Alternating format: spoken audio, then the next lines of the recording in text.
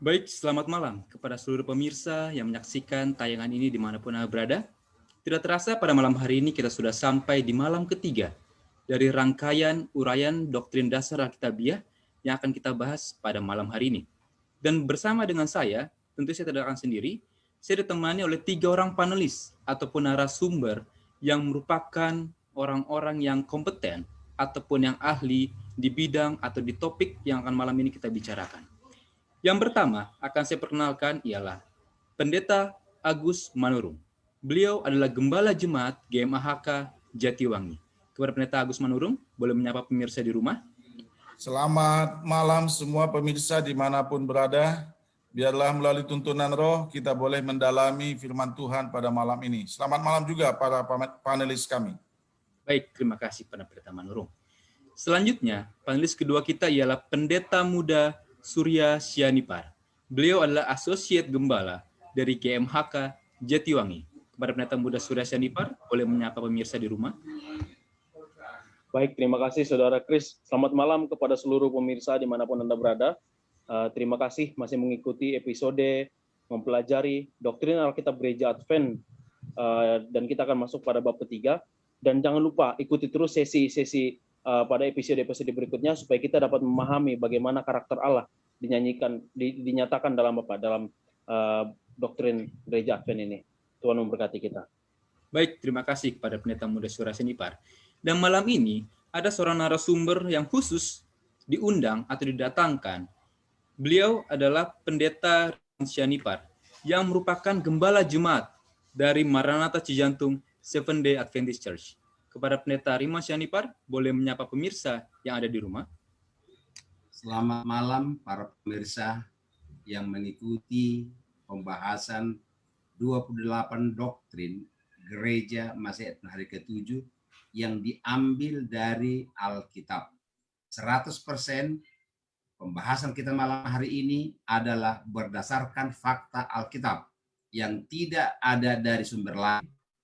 Hanya kita berfokus kepada Alkitab. Semoga saudara-saudari yang mengikuti pembahasan ini baik melalui live streaming ataupun dari Facebook, kami ucapkan selamat bergabung dengan kami di dalam pembahasan ini. Baik, terima kasih kepada Pendeta Rimon Sianipar. Kita akan memulai acara diskusi kita atau pembahasan kita pada malam hari ini. Kami mengundang Pendeta Agus Manurung untuk boleh memimpin dalam doa. Kita satukan hati kita memohon berkat Tuhan dalam pertemuan kita. Kita berdoa. Bapa Surgawi, Tuhan kami, diliputi dengan rasa syukur karena kami percaya Tuhan jualah yang telah memberikan berkat bagi kami, berkat waktu dalam pertemuan yang indah ini. Ketika kami akan membuka lembaran-lembaran firman Tuhan yang menjadi uraian dasar 28 doktrin dari gereja Tuhan, kiranya urapan Roh Kudus turun bagi kami semua, baik para panelis, hamba Tuhan Pendeta Rimon Sianipar, Pendeta Muda Surya Sianipar, demikian juga hambamu dan host kami, Saudara Kris Siahaan. Tentu juga kami memohon berkat urapan Roh Suci turun atas semua pemirsa dimanapun mereka berada. Biarlah setiap pembahasan firman Tuhan ini boleh membawa dan meninggikan nama Tuhan saja. Terima kasih atas berkat Tuhan ini. Berkati link yang kami gunakan, berkati media yang kami gunakan, agar itu pun menjadi saluran untuk memberitakan kabar baik ini. Banyak dosa pelanggaran kami terhadap Tuhan dan sesama. Ampunilah itu Tuhan, sekedar kemurahan Tuhan bagi kami. Dalam nama Yesus Kristus kami berdoa. Amin.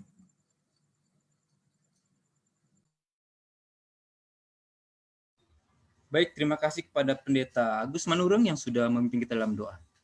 Malam ini adalah malam ketiga, dan kami kembali mengingatkan kepada seluruh pemirsa yang menyaksikan tayangan ini dimanapun Anda berada, boleh men-share ataupun diharapkan untuk membagikan tautan atau link pertemuan kita malam hari ini, agar makin banyak lagi jiwa-jiwa, agar makin banyak lagi setiap orang yang rindu untuk mendengarkan kebenaran firman Tuhan pada malam hari ini.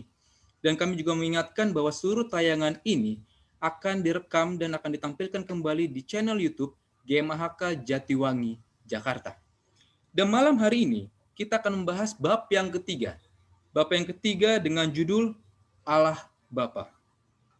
Hari penghakiman yang besar itu dimulai.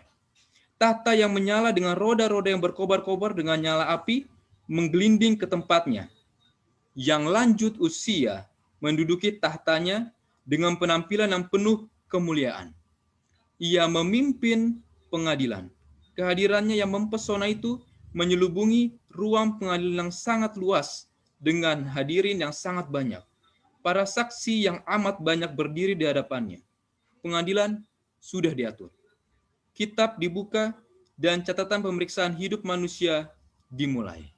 Itulah sedikit ringkasan pelajaran kita pada malam hari ini. Dan kita akan mendengarkan uraian yang pertama yang akan disampaikan oleh Pendeta Muda Surya Syanipar. Kami persilakan. Baik, terima kasih Saudara Kris atas kesempatan yang diberikan kepada saya pada bagian pertama ini. Baik, selamat malam saudara-saudara yang kasih dalam nama Tuhan Yesus Kristus, dimanapun saudara berada, dan apapun kegiatan saudara pada malam hari ini, terima kasih telah bergabung bersama kami dalam rangkaian 28 doktrin Gereja Masih Advent hari ke-7. Dan kita akan membahas topik yang ketiga ini, masih dalam doktrin yang pertama, yaitu doktrin Allah Bapa. Baik, ada satu pertanyaan yang pernah disampaikan oleh salah seorang anggota jemaat kepada saya. Dia bertanya demikian, apakah ketika kita masuk ke dalam kerajaan sorga, kita dapat melihat Allah Bapa? Pertanyaan ini sepertinya mudah untuk dijawab, tapi ketika direnung-renungkan, sulit juga untuk untuk dimaknai. Sebab kita sendiri pun tidak pernah melihat Allah Bapa. Dan kita yang hidup lebih dari 2000 tahun setelah Yesus naik ke surga, kita tidak tahu bagaimana rupa Bapa itu sebenarnya. Dan kita tidak bisa melihat atau menggambarkan bagaimana sebenarnya gambar Allah Bapa itu. Sebab kalau kita melihat lukisan-lukisan yang ada di dunia ini pada saat ini, lukisan-lukisan ini adalah imajinasi-imajinasi yang menggambarkan kira-kira seperti inilah, ya, seperti inilah gambar yang bisa dinyatakan bagaimana rupa Tuhan itu, bagaimana bentuk matanya yang penuh kasih, bagaimana lekuk wajahnya, bagaimana kulitnya, bagaimana kata-kata dan penuturannya, bagaimana kelembutan yang bisa dilihat dari matanya. Hanya imajinasi yang bisa apa? Yang bisa kita lihat melalui gambar-gambar yang ada di dunia pada sekarang ini. Dan ternyata pertanyaan yang disampaikan kepada saya oleh salah seorang anggota jemaat ini pun benar. Saya berpikir bagaimana ya rupa Allah Bapa itu? Apakah saya bisa melihat Allah Bapa itu ketika saya masuk ke dalam kerajaan surga? Pertanyaan ini mendasari pelajaran kita pada malam hari ini, yang bagaimana kita bisa mengenal Allah Bapa itu, ya? Bagaimana kita bisa mengetahui Allah Bapa itu seperti apa? Sebab kalau kita mempelajari Alkitab, kita melihat ada perbedaan makna, karakter yang dinyatakan melalui Perjanjian Lama dan kemudian dinyatakan lagi oleh Perjanjian Baru. Dan Filipius yang menjadi murid Yesus pun bertanya, bagaimana ya? Bagaimana sih rupa Bapa itu? Dia bertanya kepada Yesus, bagaimana rupa Bapa itu? Dan Yesus sendiri menjawab, kalau engkau sudah melihat aku, engkau sudah melihat Bapa. Filipus sudah melihat Yesus. Dia mengenal Bapa melalui wajah Yesus. Lalu bagaimana kita yang tidak bisa melihat apa? Melihat Bapa itu sendiri. Tapi inilah yang membutuhkan sebuah iman untuk apa? Untuk mempercayai bagaimana Bapa itu mengenal kita. Ya, bagaimana kita harus mempercayai Bapa itu, bahwa Bapa itu adalah seseorang yang penuh kasih, yang memberikan keadilan kepada kita. Kalau dalam Perjanjian Lama, Bapa itu dinyatakan sebagai Bapa yang apa? Bapa itu sebagai yang penuh keadilan. Tapi kalau dalam Perjanjian Baru, Bapa itu disebut sebagai Bapa yang penuh kasih. Kalau kita lihat di Perjanjian Lama, banyak sekali pandangan-pandangan Bapa tentang Bapa ini. Ketika mereka berperang, Bapa langsung menghabisi. Ketika umat-umatnya berdosa, Bapa langsung menghukum. Tapi kalau dalam Perjanjian Baru, ketika umat-umatnya berdosa, Bapa langsung apa? Memberikan penebusan. Nah, inilah yang perlu kita pahami. Saudara-saudaraku, dalam buku 28 doktrin ini nyatakan Allah Bapa itu memiliki banyak sekali nama. Banyak sekali gelar yang disampaikan kepada siapa? Kepada Allah Bapa. Kalau dalam kitab Daniel dan kitab Wahyu dinyatakan apa? Bahwa Allah Bapa itu disebut sebagai apa? Yang lanjut usia. Ya, yang lanjut usia. Berarti kalau kita mengenal Bapa ini sebagai yang lanjut usia, berarti kira-kira Bapa ini kalau kita melihat dunia ini, Bapa ini seorang yang tua, rambut putih, ya. Kemudian karakter yang lain yang dinyatakan oleh buku ini dikatakan apa? Allah Bapa itu disebut sebagai pencipta. Kemudian disebut sebagai apa? Sumber. Ya, disebut sebagai penopang. Disebut juga namanya sebagai pemerintah semua ciptaan. Berarti ketika disebut sebagai pemerintah semua ciptaan, maka Bapa ini juga disebut sebagai apa? Raja di atas segala raja. Kita tidak bisa menggambarkannya. Kita tidak bisa membayangkannya. Tapi kita bisa mempercayai dan mengimani bahwa yang penting Bapa itu ada, ya.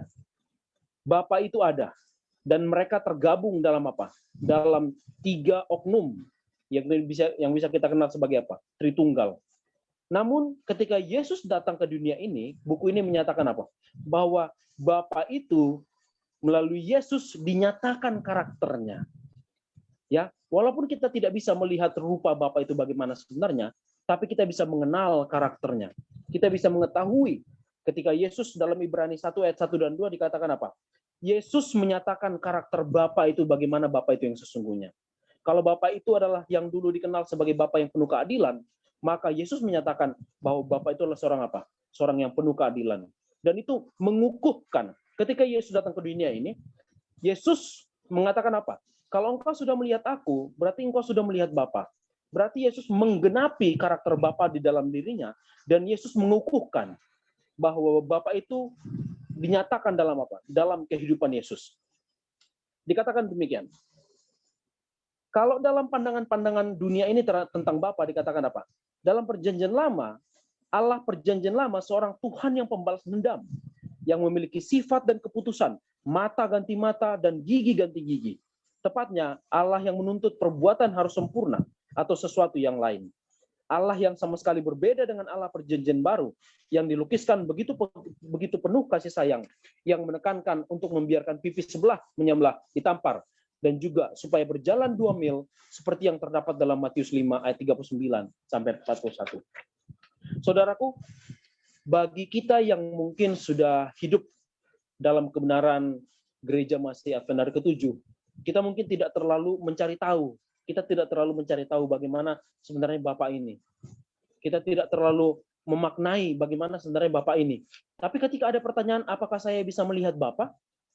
Sebab di dalam buku Perjanjian Lama, Bapa itu tidak bisa dilihat sama sekali. Ya, ketika Musa menyampaikan permohonan supaya dia bisa melihat Bapa, Bapa mengatakan apa? Engkau akan mati karena apa? Karena kekudusan. Ya. Lalu kapan kita momennya kita bisa melihat Bapa? Inilah yang menjadi apa? Yang menjadi perenungan kita pada saat ini, dan kita akan bahas dalam pelajaran apa? Pada pelajaran mengenai Allah Bapa. Kita bisa mengenal Allah Bapa ini lebih apa?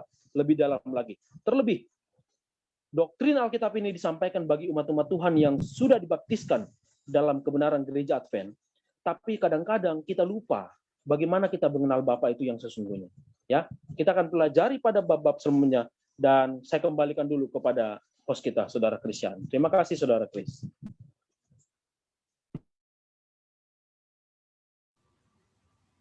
Baik, terima kasih atas uraian begitu baik dari Pendeta Muda Surya Sianipar.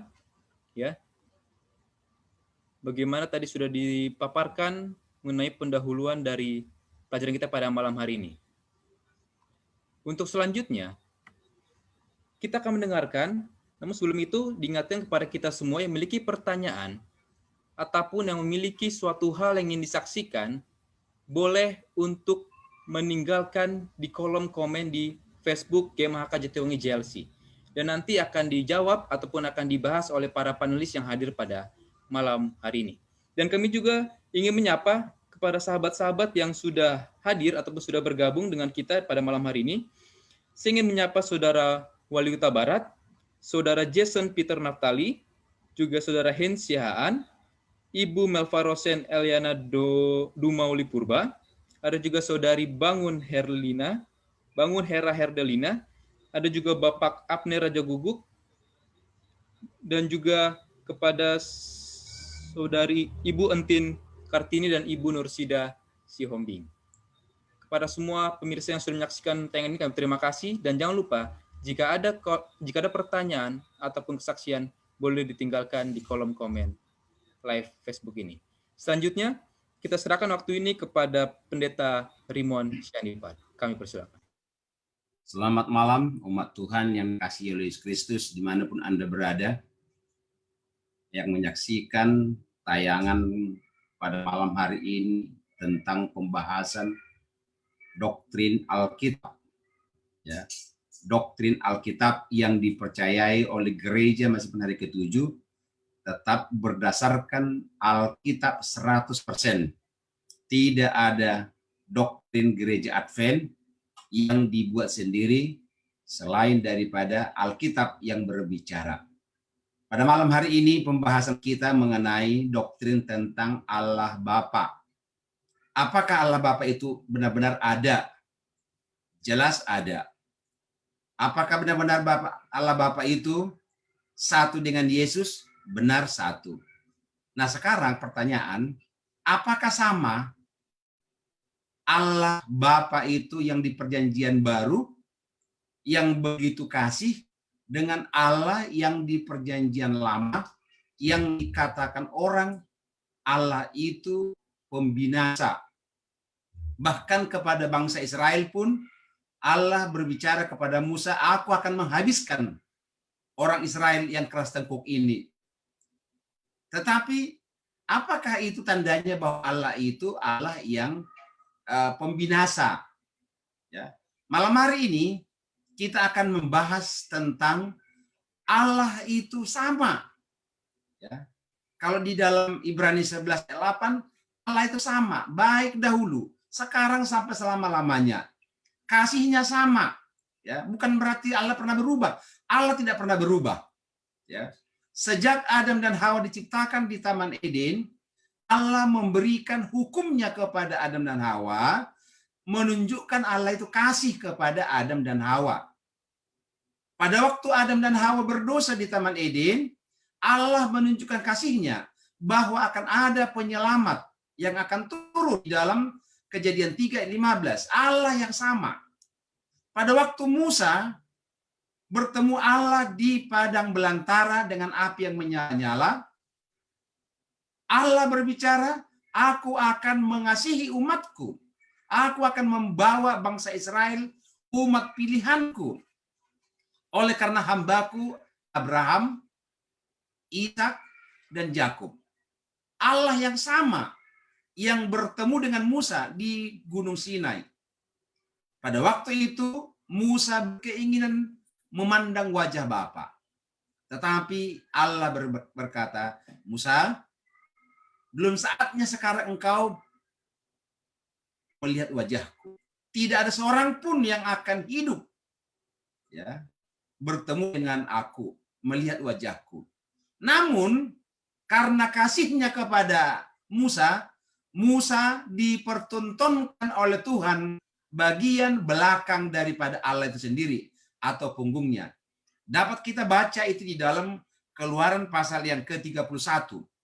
Dikatakan bahwa Musa ditunjukkan oleh Allah, ya, ditunjukkan oleh Allah. Keluaran 33 ayat yang ke-11, ya.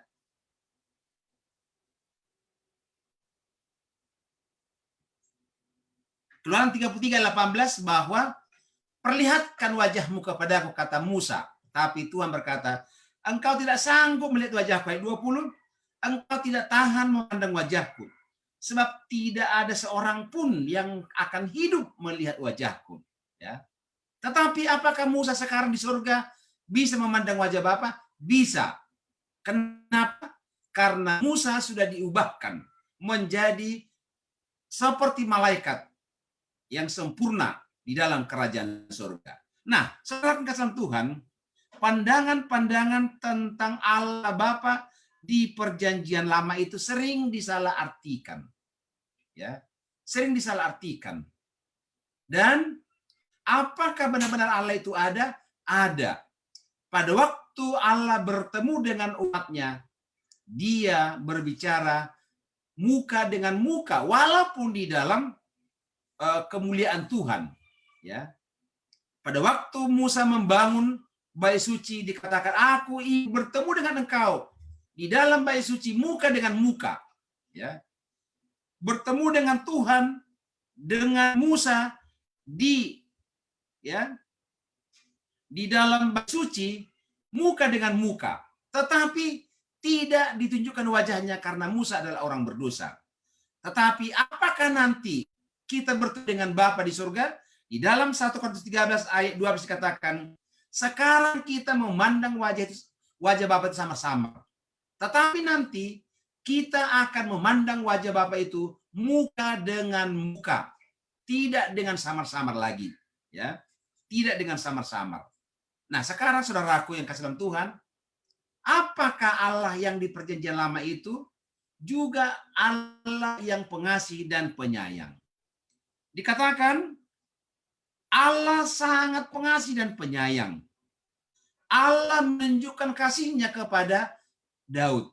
Pada waktu Daud melakukan satu kejahatan, pada waktu Daud melakukan satu dosa besar, ya, perzinahan yang dilakukan oleh Daud adalah dosa besar di hadapan Tuhan. Kenapa? Daud yang diurapi oleh Tuhan, Daud yang dipilih menjadi pemimpin besar, Daud yang diselamatkan dari ancaman pembunuhan oleh Raja Saul. Tetapi Daud melakukan satu pelanggaran yang di hadapan Tuhan itu fatal. Ya, banyak orang berselingkuh di dunia ini, tetapi Tuhan menganggap itu biasa karena itu dosa. Tetapi bagi Daud ini kesalahan besar. Seorang yang diurapi Tuhan dengan rencana pembunuhan kepada suaminya Uria, berzina kepada seorang istri anak buah daripada Daud, membuat Allah marah kepada Daud. Tetapi Daud minta pengampunan dosa. Daud memohon dengan kerendahan hati. Dia menangis meminta pengampunan dosa. Tuhan katakan, oke, aku ampuni engkau, tetapi ada konsekuensi atas perbuatanmu. Saudara yang kasih dalam Tuhan, Allah itu Allah yang cemburu. Cemburu bila mana dia diduakan Tuhan. Allah tidak mau diperdua-tuankan. Kalau Allah itu Allah, jangan berpihak kepada yang lain. Allah mengasihi kita, Allah mengampuni kita, Allah memberikan rahmatnya kepada kita. Dikatakan di dalam Mazmur 51 ayat 3 dan 12, jadikan aku tahir Tuhan, jadikan aku tahir. Ya. Hanya kepadamu lah aku berseru siang dan malam. Ya. Tetapi Raja Daud berkata, aku seperti seekor rusa yang merindukan air. Dan Allah memberikan air hidup kepadaku. Sehingga dikatakan di dalam Mazmur 23, Tuhan adalah gembalaku, takkan pernah kekurangan aku. Allah yang di perjanjian lama, itu juga Allah yang di perjanjian baru. Hanya di perjanjian baru, Allah turun dengan mengirimkan anaknya yang tunggal, Yesus Kristus. Di perjanjian lama, Allah langsung berbicara kepada umat pilihannya. Kenapa didatangkan air bah? Karena Allah mengasihi umatnya. Kenapa didatangkan pembinasaan kepada Sodom dan Gomora? Allah mengasihi umatnya. Oleh sebab itu, saudaraku, Allah itu tempat perlindungan. Allah itu Maha Pengasih dan Maha Penyayang. Allah itu suka mengampuni. Allah itu adalah Bapa kita. Ya. Dikatakan Allah adalah Bapa kita. Bapa yang mengasihi kita di dalam setiap kehidupan kita. Oleh sebab itu, saudaraku yang kasih dalam Tuhan, sebagai umat Tuhan, kita harus percaya bahwa Yesus itu adalah utusan Allah turun ke dunia ini. Bapa itu di perjanjian lama adalah sama yang di perjanjian baru. Yang dikatakan oleh Yesus, yang melihat aku, melihat Bapa. Nanti akan dibahas sama pendeta Manurung tentang peran serta Bapa itu dalam penyelamatan melalui Yesus. Tetapi yang pasti bahwa Bapa di dalam perjanjian lama adalah Allah yang pengasih dan penyayang. Untuk sementara, kami kembalikan kepada host untuk pembahasan. Nanti bagian kedua, kita akan membuat penjelasan. Jika ada pertanyaan sehubungan dengan penjelasan yang kami sampaikan, bahwa Allah yang di perjanjian lama sama dengan Allah perjanjian baru. Allah yang di perjanjian baru yang mengasihi, Allah juga yang mengasihi di perjanjian lama. Kami kembalikan kepada host. Terima kasih. Baik, terima kasih atas penjelasan yang sangat baik, saya kira dari Pendeta Rimon Syanipar, di mana tadi kita sudah lihat ada satu rangkuman, bila saya boleh merangkumkan. Yang pertama tadi Pendeta Muda Saudara Syanipar sudah membahas mengenai pandangan tentang Bapa. Dan selanjutnya tadi Pendeta Rimon Syanipar juga sudah menjelaskan Allah Bapa dalam perjanjian lama. Jadi kepada pemirsa yang menyaksikan tayangan ini, kita melihat ada suatu kelengkapan penjelasan. Dan saya rasa semakin menarik, karena selanjutnya Pendeta Agus Manurung akan membahas ataupun akan menyajikan fakta mengenai Allah Bapa dalam perjanjian baru. Kami persilakan, Pendeta Manurung. Terima kasih. Terpujilah Tuhan atas pembahasan kedua panelis sebelumnya. Saudara-saudara, secara umum kita mengenal Yesus Kristus dan perannya. Kita mengenal Roh Kudus dan perannya. Tetapi hampir banyak orang yang tidak memahami peran Allah Bapa itu.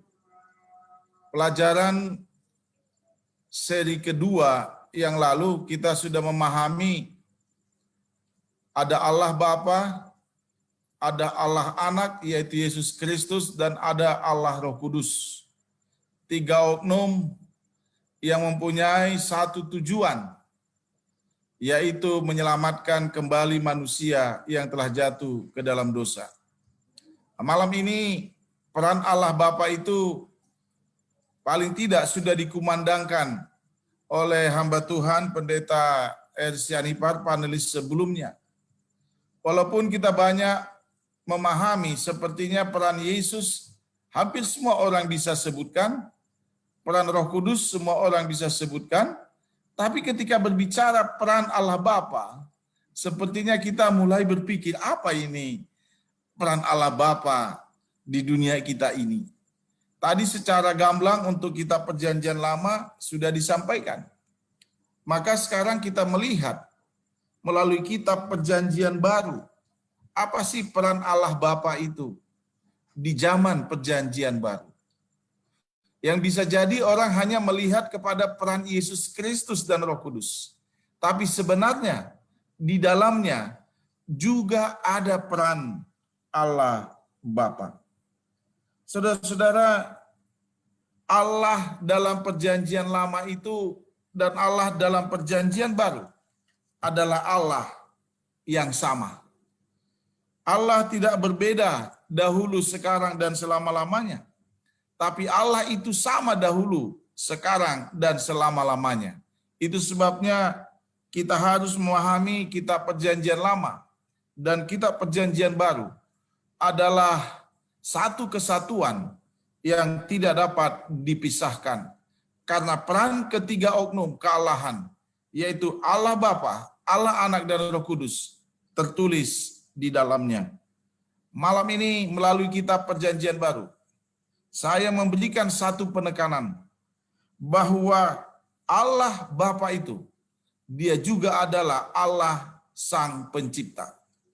Dalam 1 Korintus 8 ayat yang ke-6, namun bagi kita hanya ada satu Allah saja, yaitu Bapa, yang daripadanya berasal segala sesuatu, dan yang untuk Dia kita hidup, satu Tuhan saja, yaitu Yesus Kristus, yang olehnya segala sesuatu telah dijadikan, dan yang karena Dia kita hidup.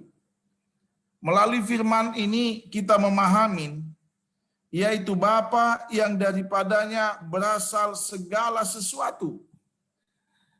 Jadi Allah Bapa itu mempunyai peran bahwa segala sesuatu yang ada, baik dalam penciptaan langit dan bumi dan segala isinya ini, sejatinya itu berasal juga dari Sang Allah Bapa. Kemudian kita boleh melihat peran Allah Bapa yang berikut. Ya, tentu melalui ciptaannya, melalui langit dan bumi dan segala isinya. Dan berikut melalui anaknya yaitu Yesus Kristus. Allah Bapa itu disebut juga Bapa semua orang percaya. Secara umum kita memahami bahwa Abraham adalah bapa orang yang percaya semua bangsa. Tapi jauh maknanya, Abraham itu hanya sebagai contoh orang yang beriman karena dia setia dan beriman kepada Allah Bapa. Tapi sejatinya makna di dalamnya yang menjadi Allah atau Bapa semua orang hanya Allah Bapa. Dalam Galatia pasal 6 ayat 4. Galatia pasal 6 ayat 4. Dan karena kamu adalah anak, maka Allah telah menyuruh roh anaknya ke dalam hati kita yang berseru, ya Aba, ya Bapa. Jadi setiap anak-anak Tuhan, setiap orang-orang yang percaya, Yesus pun mengajarkan di dalam doanya, supaya berdoa seperti ini, kata Yesus, Bapa kami yang di surga. Jadi setiap orang yang percaya, setiap orang yang berdoa, mereka mengakui, ya Aba, ya Bapa. Dan Bapa itu, Allah Bapa itu, tentu mempunyai peran bahwa dia Bapa semua orang yang percaya. Yang berikut kita perjanjian baru, memberikan juga peran dari apa ada Allah Bapa itu sendiri, yaitu kehidupan Yesus Kristus telah menyatakan Bapa. Dalam Yohanes 14 ayat yang ke-9, barang siapa telah melihat aku, ia telah melihat Bapa. Ini peran yang Yesus tunjukkan, bahwa ketika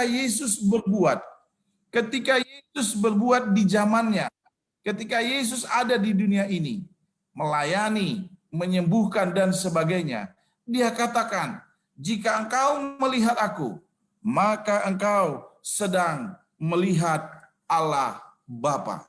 Jadi itu sebabnya peran Bapa dalam perjanjian baru tidak bisa dipisahkan dengan peran Allah Anak dan Allah Roh Kudus. Kemudian juga kita boleh memahami bahwa para nabi sejak perjanjian lama, para rasul juga telah memperkenalkan Allah Bapa ini.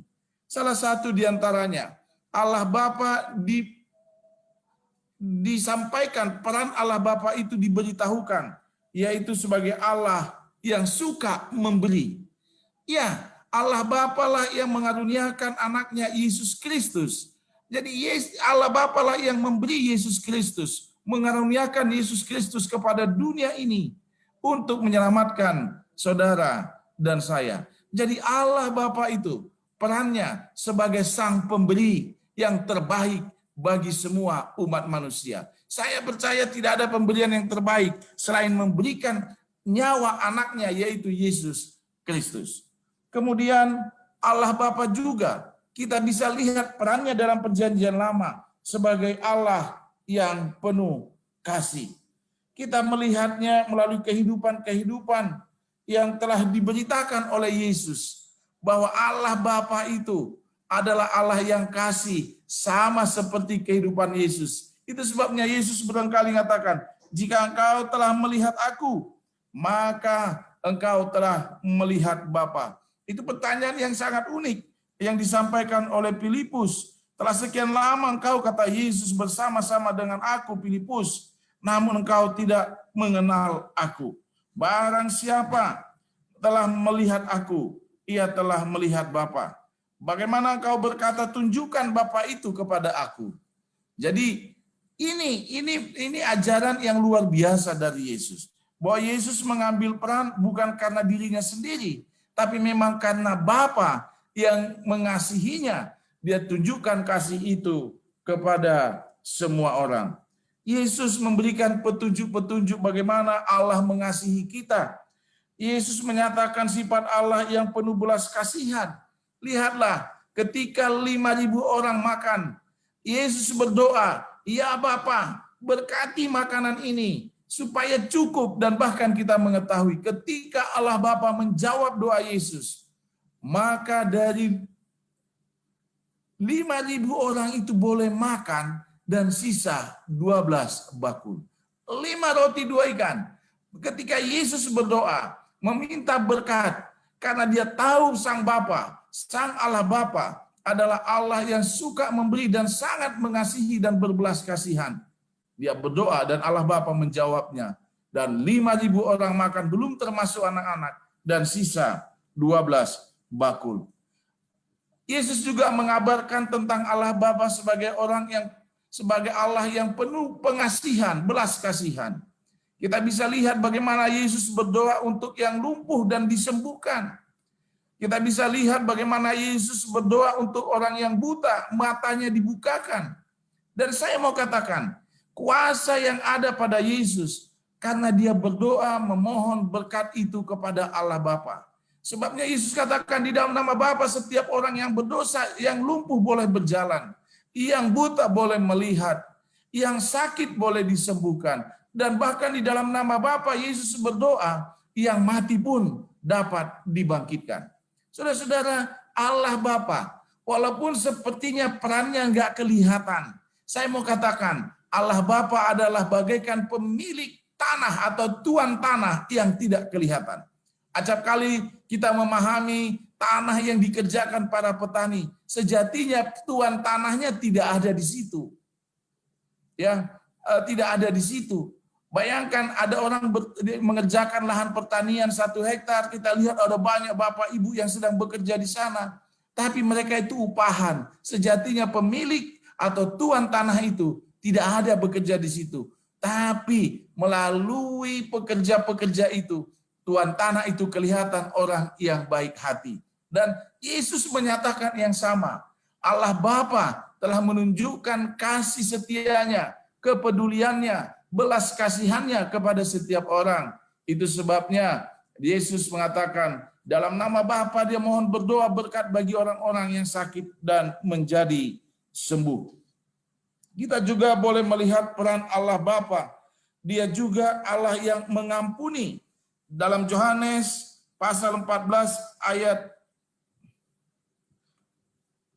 saya ulangin, Allah Bapa juga adalah Allah yang mengampuni orang-orang yang berdosa. Yohanes pasal 8 ayat yang ketiga. Saya senang saudara-saudara boleh membaca kisah ini. Dalam Yohanes pasal 8, saya buka sebentar Alkitab saya.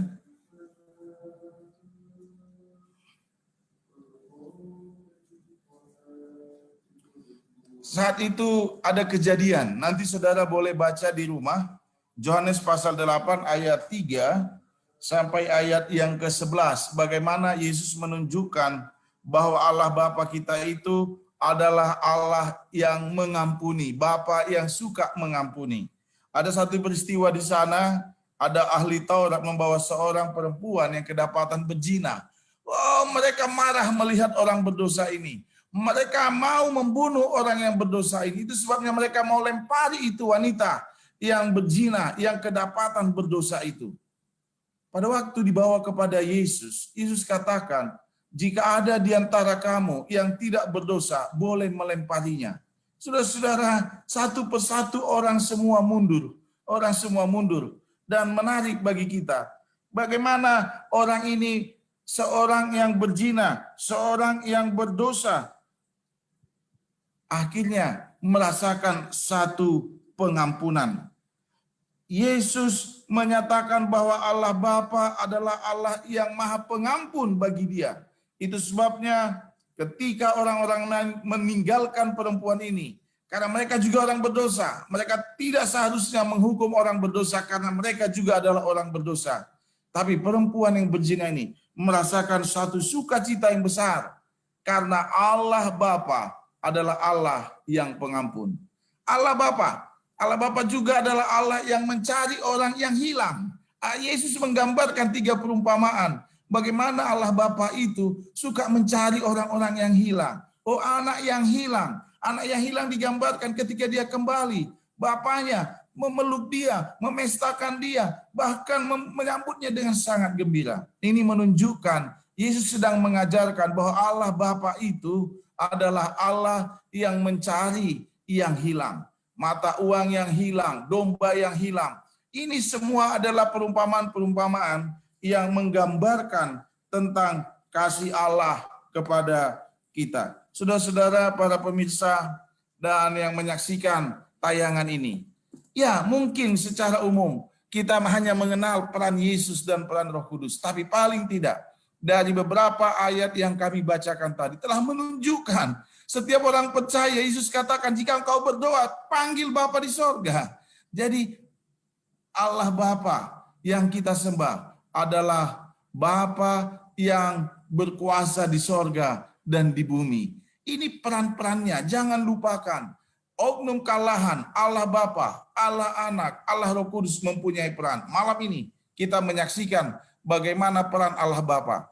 Minggu mendatang kita akan saksikan bagaimana peran Allah Anak Yesus Kristus. Minggu depannya lagi kita akan menyaksikan peran Allah Roh Kudus. Jadi paling tidak, saudara-saudara, malam ini saya percaya dengan ayat-ayat firman Tuhan ini telah mengingatkan kita bahwa Allah Bapa mempunyai peran sejak di kitab Perjanjian Lama maupun Perjanjian Baru. Mungkin dia seperti kabur karena hanya Yesus yang kelihatan dan Roh Kudus. Tapi saya mau katakan, Allah Bapa bisa digambarkan seperti tuan tanah yang tidak ada di tanah itu, tapi yang lain bekerja. Tapi sejatinya dialah pemilik daripada tanah itu. Dan saya mau katakan, pemilik langit, bumi, dan isinya adalah Allah Bapa, Yesus Kristus anaknya, dan Roh Kudus. 3 oknum kalahan ini memiliki dan bahkan mempunyai kerinduan yang sangat mendalam untuk menyelamatkan setiap manusia. Di antaranya adalah saudara dan saya. Terima kasih, saya kembalikan kepada host kita, Saudara Chris Yahan. Baik, terima kasih kepada Pendeta Agus Manurung yang sudah memaparkan tadi Allah Bapa dalam Perjanjian Baru. Ya, puji Tuhan, kepada mungkin informasi kepada seluruh panelis ataupun narasumber, kita lihat di live atau di acara kita pada malam hari ini, semakin malam terlihat semakin banyak yang join ataupun mengikuti, sehingga menyapa juga bagi sahabat-sahabat yang sudah bersama-sama dengan kita malam hari ini. Ada Ibu M. Sihaan, ada Ibu Deni Herlina, ada Ibu Mei Rizky Sialoho, ada Saudari Triwani Siringoringo, ada juga Bapak Roni Siregar, ada Ibu Heni Parhusip, dan Ibu Tiarma. Ya, puji Tuhan, kita malam ini makin banyak lagi jiwa-jiwa ataupun peserta yang mengikuti pembahasan kita pada malam hari ini. Dan sekali lagi diingatkan kepada seluruh pemirsa yang menyaksikan siaran ini dimanapun Anda berada, bila saudara memiliki pertanyaan, boleh ditinggalkan di kolom komen di live Facebook kita pada malam hari ini. Baik, di tangan saya sudah terdapat 4 pertanyaan yang akan nantinya dibahas satu persatu oleh para panelis. Pertanyaan yang pertama mungkin nanti diawal oleh Pendeta Rimon Syanipar ya, boleh memberikan tanggapannya. Pertanyaan pertama seperti ini. Pertanyaan dari Saudara Jonathan Raja Guguk. Mengapa peran Allah Bapa terlihat lebih menonjol di Perjanjian Lama, sedangkan di Perjanjian Baru lebih condong kepada Kristus? Baik, kepada Pendeta Rimon Syanipar boleh memberikan tanggapan ataupun jawaban terkait pertanyaan ini. Baik, Saudara Jonathan yang memberikan pertanyaan ini, sebenarnya tugas penyelamatan itu dari Allah karena mengasihi manusia. Allah mengasihi seluruh manusia ciptaannya. Maka dikatakan dalam Yohanes 3:16, Karena begitu besar kasih Allah akan isi dunia ini. Jangan lupa Allah mengasihi dunia. Karena kasihnya, ini ada sedikit pertanyaan kedua yang dari pemirsa yang dikatakan, ya, kenapa bukan Yesus, bukan Bapa yang turun? Yesus katakan, aku dan Bapa adalah satu. Dengan turunnya Yesus untuk menyelamatkan, itu adalah sama persis dengan Allah yang menyelamatkan. Jadi Yesus itu adalah utusan dari surga. Yang menyelamatkan sebenarnya Allah Bapa, tetapi dalam fisiknya Yesuslah yang mati di kayu salib. Bapa itu menonjol di perjanjian lama, sebenarnya di perjanjian baru juga Allah Bapa itu menonjol. Ya.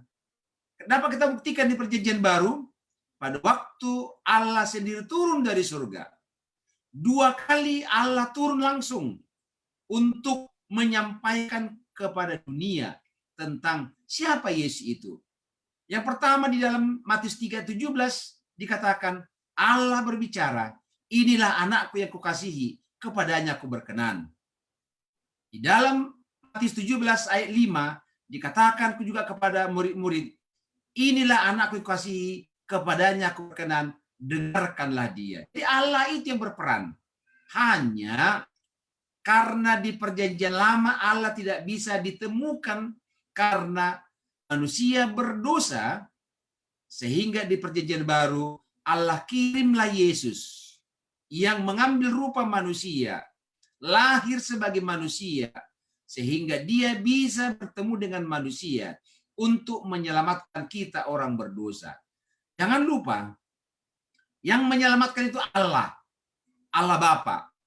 Tetapi dalam diri Yesus, sehingga dikatakan yang melihat Yesus melihat Bapa. Yang diselamatkan oleh Yesus berarti diselamatkan oleh Bapa. Yang percaya kepada Yesus berarti percaya kepada Bapa. Yang menerima Yesus berarti dia siap untuk masuk dalam kerajaan surga. Kira demikian untuk jawaban dari saudara Jonathan. Semoga itu benar-benar membantu Jonathan untuk lebih memahami siapa Allah itu sebenarnya. Allah kasih, Allah mengasihi, Allah menyayangi setiap orang yang berseru kepadanya walaupun orang berdosa. Karena Yesaya berkata di dalam Yesaya 6 ayat yang ke-6 dikatakan, celakalah aku karena aku orang berdosa telah melihat kemuliaan Allah, kemuliaan Tuhan. Tetapi Yesaya diberi kesempatan hidup karena dia akan diutus untuk menyampaikan kabar baik kepada semua orang. Inilah sekedar jawaban. Mungkin ada pertanyaan lain. Silakan host kami, Saudara Chris. Baik, terima kasih kepada Pendeta Raymond Sianipar untuk tanggapannya. Apakah dari Pendeta Agus Manurung ada tambahan? Ya, Chris, saya mau tambahkan, saya pikir apa yang sudah disampaikan oleh hamba Tuhan Pendeta Sianipar itu tentu sudah membuka sedikit jawaban. Tapi saya mau tambahkan, kalau kita baca Keluaran 34 ayat 6 dan 7, saya baca nats firman Tuhan ini dan saya harap pemirsa atau dimanapun berada boleh membuka Alkitabnya juga, sehingga kita mempunyai pemahaman yang sama. Dalam Keluaran 34 ayat 6 dan 7, berjalanlah Tuhan lewat dari depannya dan berseru, Tuhan, Tuhan, Allah penyayang dan pengasih, panjang sabar, berlimpah kasihnya dan setianya, yang meneguhkan kasih setianya kepada beribu-ribu orang, yang mengampuni kesalahan, pelanggaran, dan dosa. Tetapi tidaklah sekali-kali membebaskan orang yang bersalah dari hukuman, yang membalaskan kesalahan bapa kepada anak-anaknya dan cucu-cucunya kepada keturunan yang ketiga dan keempat. Menarik ini ayat. Allah kita ini, Allah Bapa ini, yang dipertanyakan tadi di kitab Perjanjian Lama, sebenarnya adalah Allah yang panjang sabar, Allah yang maha pengasih, dan bahkan berlimpah kasih setianya kepada kita. Tetapi diberikan satu garis begini, tetapi tidaklah sekali-kali membebaskan orang yang bersalah dari hukumannya. Maksudnya begini, saudara-saudara pernah mendengar lagu di dunia ini, jangan pegang bunga mawar yang berduri karena akan tertusuk nanti. Ada kata-kata lagu seperti itu. Kemudian jangan main api, kan terbakar nanti. Saudara-saudara, kecerobohan seseorang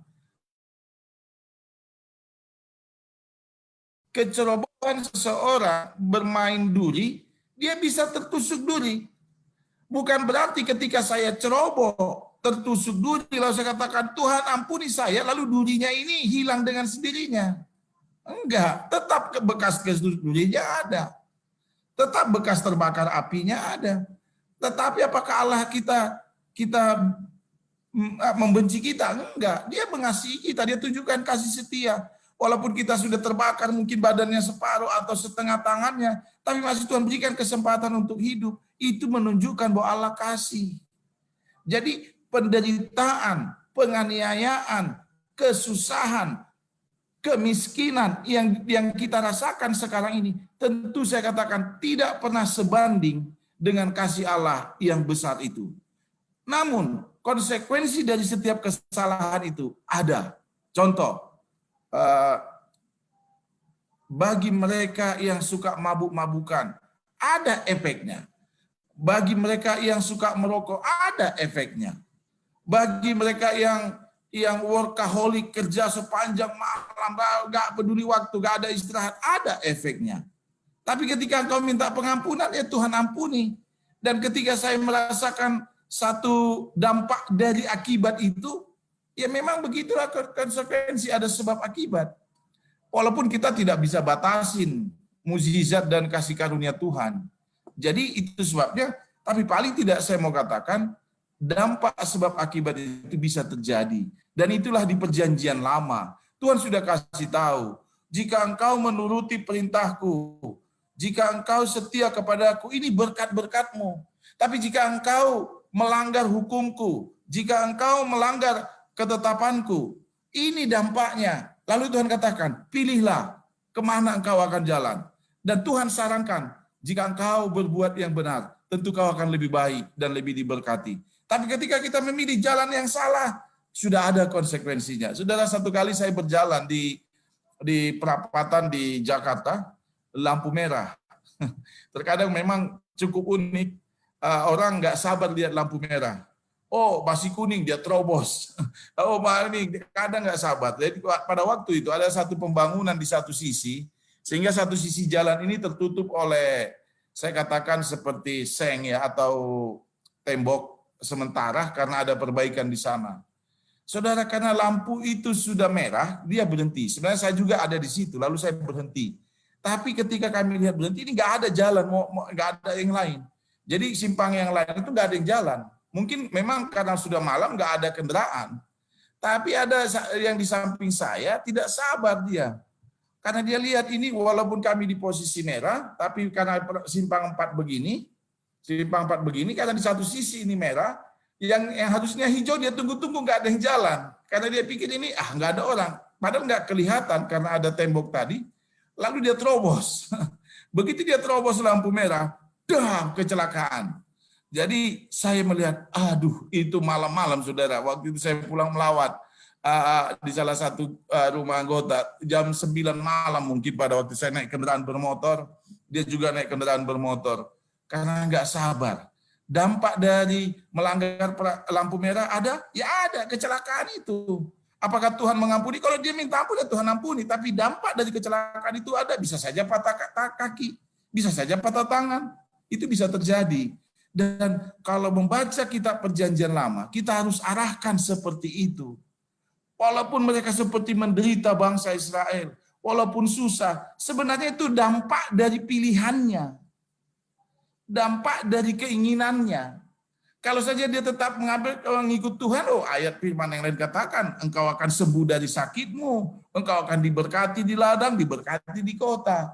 Tapi ketika saya memilih tidak patuh, ya ada dampaknya. Dan dampak itu bukan berarti juga Tuhan tidak menyayangi. Ingat itu, dalam Yesaya Walaupun merah dosamu seperti karmiji, akan putih seperti salju. Lihat, kasih Tuhan itu melebihi dosa kita. Semakin besar dosa kita, semakin besar kasih Tuhan melimpah-limpah bagi kita. Itu sebabnya bagi para pemirsa dan kita semua, ini tantangan bagi kita.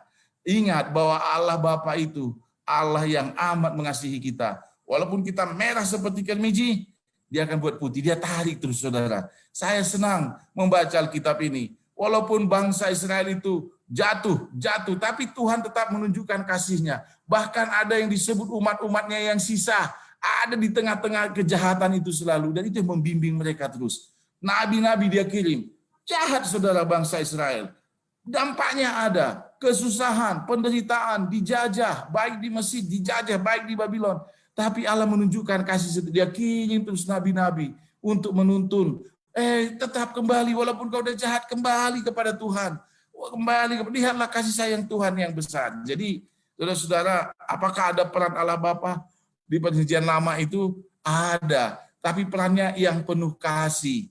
Cuma kenapa sepertinya manusia banyak menderita di Perjanjian Lama? Itu dampak dari pilihannya. Dan bukan hanya Perjanjian Lama, lihat juga Perjanjian Baru. Orang yang memilih jalan yang salah ada dampaknya juga di Perjanjian Baru.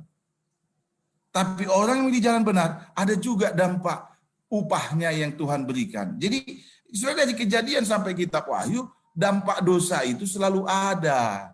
Selalu ada. Ya, orang di Perjanjian Lama tidak menurut, dampaknya ada. Tidak menurut juga, dampaknya ada. Saya pikir ini hanya tambahan kepada pertanyaan tadi. Saya kembalikan kepada host kita. Baik, terima kasih kepada Pendeta Agus Mandurung. Semakin menarik ya. Tadi dibahas atau singgung mengenai sudut pandang.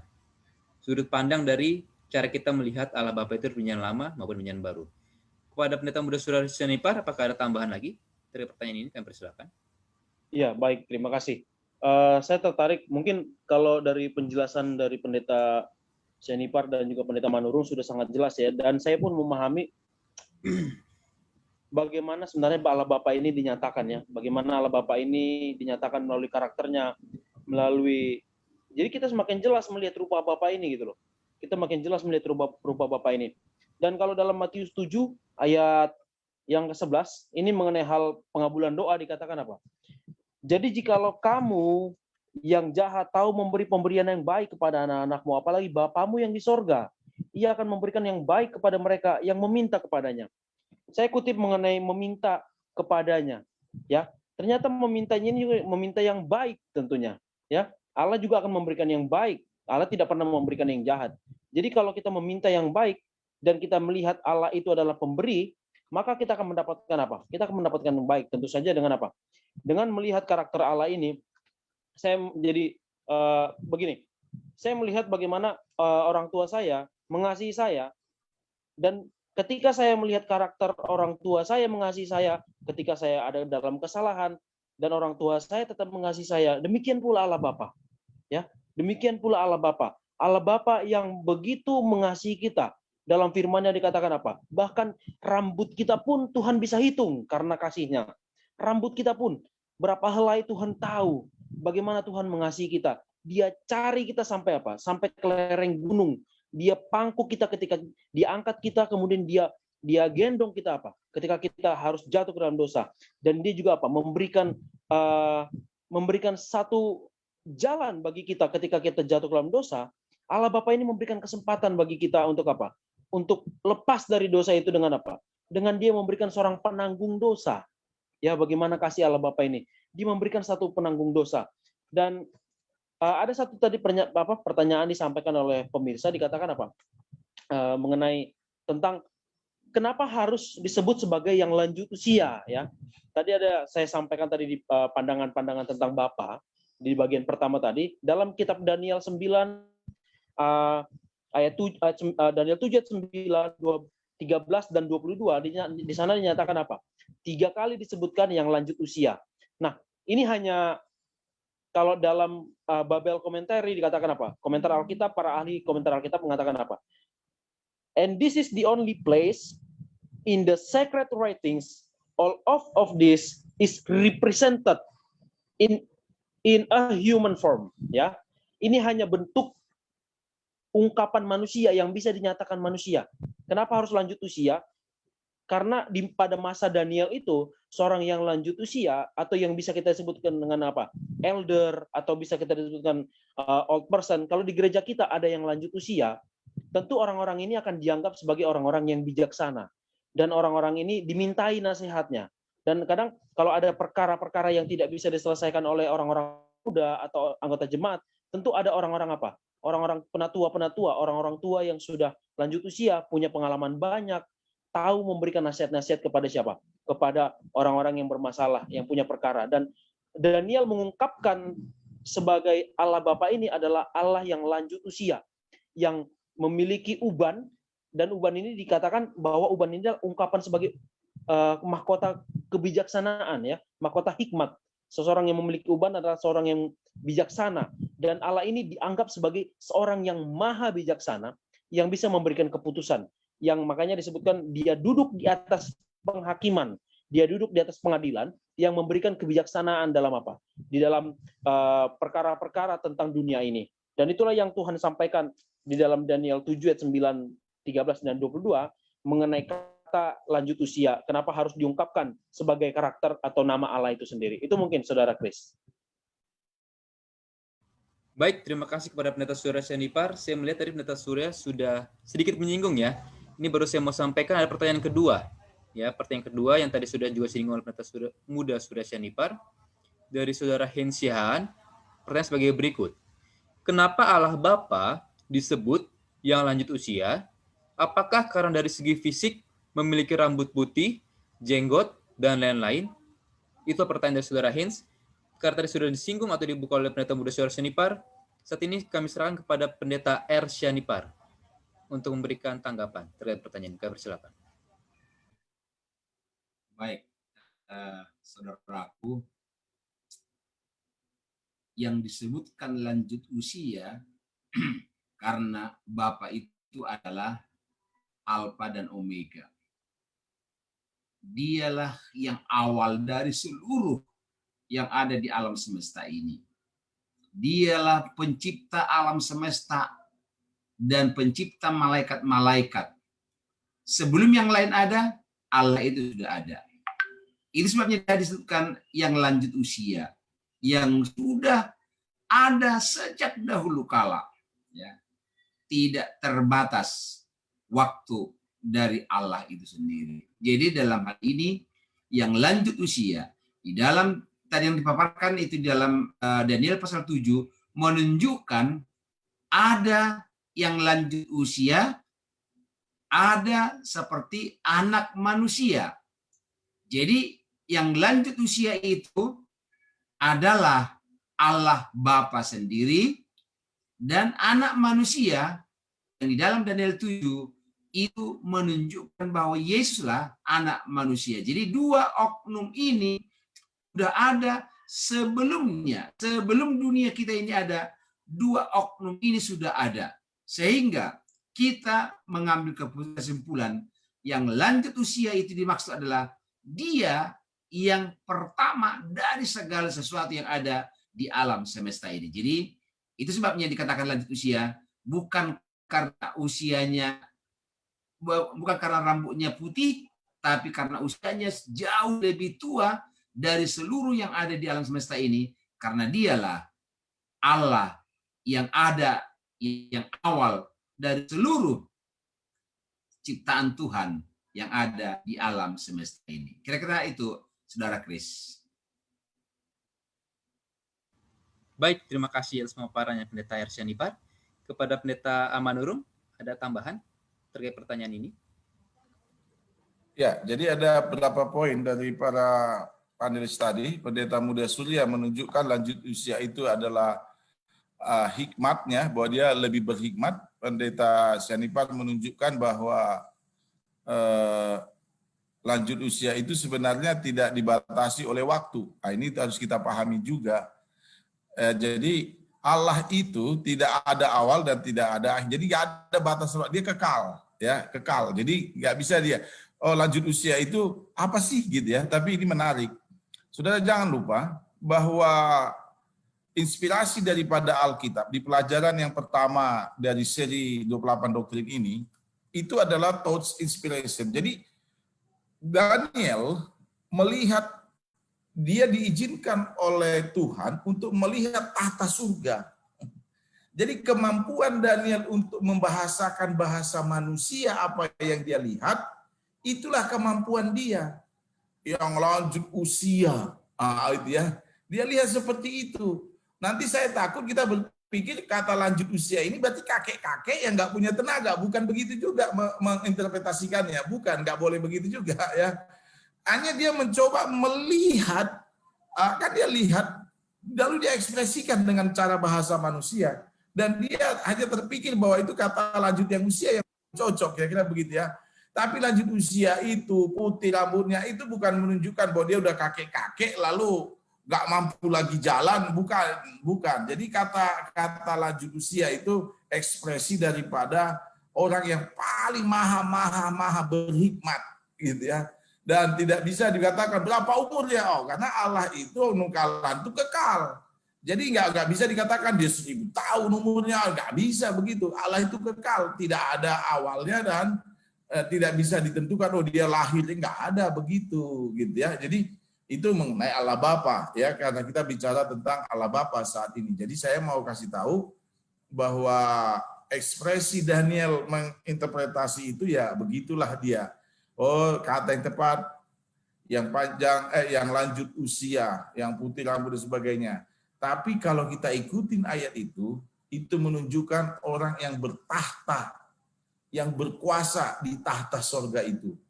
Jadi tidak bisa dia mengekspresikan lagi dengan kata-kata apa kecuali menyebut lanjut usia. Jadi saya pikir tadi sudah disampaikan oleh panelis pertama dan kedua, saya hanya menambahkan saja. Demikian, Saudara Kris. Baik, terima kasih Pendeta Manurung. Saya masih untuk Pendeta Manurung ya. Jadi Pendeta Manurung, ada salah seorang pemirsa kita mengirimkan private message kepada saya seperti ini, dikatakan Pendeta. Tadi Pendeta Manurung membahas mengenai upah jika menuruti firman Tuhan. Kemudian ada kesaksian dari salah seorang pemirsa, ini private message, no name, jangan seperti ini Pendeta. Dia sudah 4 tahun menunggu, belum pernah mendapat pekerjaan, padahal selalu menolak lowongan jika masuk hari Sabat. Padahal ada beberapa kali tawaran kerja dengan gaji di atas rata-rata, namun harus masuk hari Sabat. Namun dia selalu menolaknya karena dia tahu bahwa itu bukanlah kemauan Tuhan. Dan dalam hati kecilnya, selalu ada perkataan bahwa kerja Sabat itu salah. Namun saudara, katakan sini Pendeta, namun hingga sekarang, dia belum pernah ataupun masih belum memiliki pekerjaan, dikatakan. Sehingga dia berpikir seperti ini, apakah memang harus mengambil pekerjaan pada hari Sabat? Karena pada saat ini dirinya sudah tidak berdaya, dan apakah maksud Tuhan dalam kehidupannya? Mungkin bisa ada tanggapan sedikit Pendeta Manurung. Ini kesaksian langsung private message menanggapi dari pernyataan Pendeta Manurung tadi. Saya persilakan. Baik, terima kasih. Saya pikir ini pertanyaan yang luar biasa. Nanti mudah-mudahan kalau memungkinkan boleh dijapri dan tentu kita akan berdoa bersama. Tapi saya mau katakan begini, ini banyak analisanya. Analisanya begini. Saudara-saudara, pertama jawaban saya begini, kita memang harus bersabar, tidak ada yang tahu jalan Tuhan. Ya, kalau kita pernah katakan keputusan Tuhan, jalan-jalan Tuhan itu tidak bisa diselami. Ya, kemudian kata bersabar, adakah batasan kata bersabar? Apakah 1 tahun, 2 tahun, 3 tahun? Tidak ada juga, namanya bersabar. Tapi saya mau begini, coba analisa kehidupannya begini. Saudara-saudara, saya punya istri, saya mau ceritakan. Saya punya istri. Secara pendidikan, dia cukup baik. Tahukah saudara memulai karir dari mana? Dia memulai karir dari front office.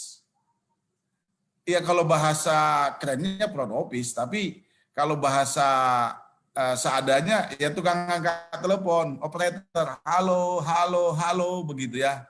Dan itu dia jalani, saudara. Sebenarnya secara pendidikannya nggak cocok dia dapat tukang angkat telepon. Secara pendidikan nggak cocok. Ya, tapi akhirnya kesabaran itu berbuah manis. Saya mau katakan, berbuah manis. Saya tahu 2007 sampai 2010 angkat telepon. Tapi saudara tahu ketika perusahaan di tempat dia angkat telepon ini ada lowongan pegawai dalam, untuk pegawai yang di dalam, dia dua tahu, akhirnya dia melamar. Coba bayangkan, karena dia dua tuh operator itu pakai dari perusahaan lain, masukkan dia itu Chris, nanti kalau kamu sebut tuh. Outsourcing.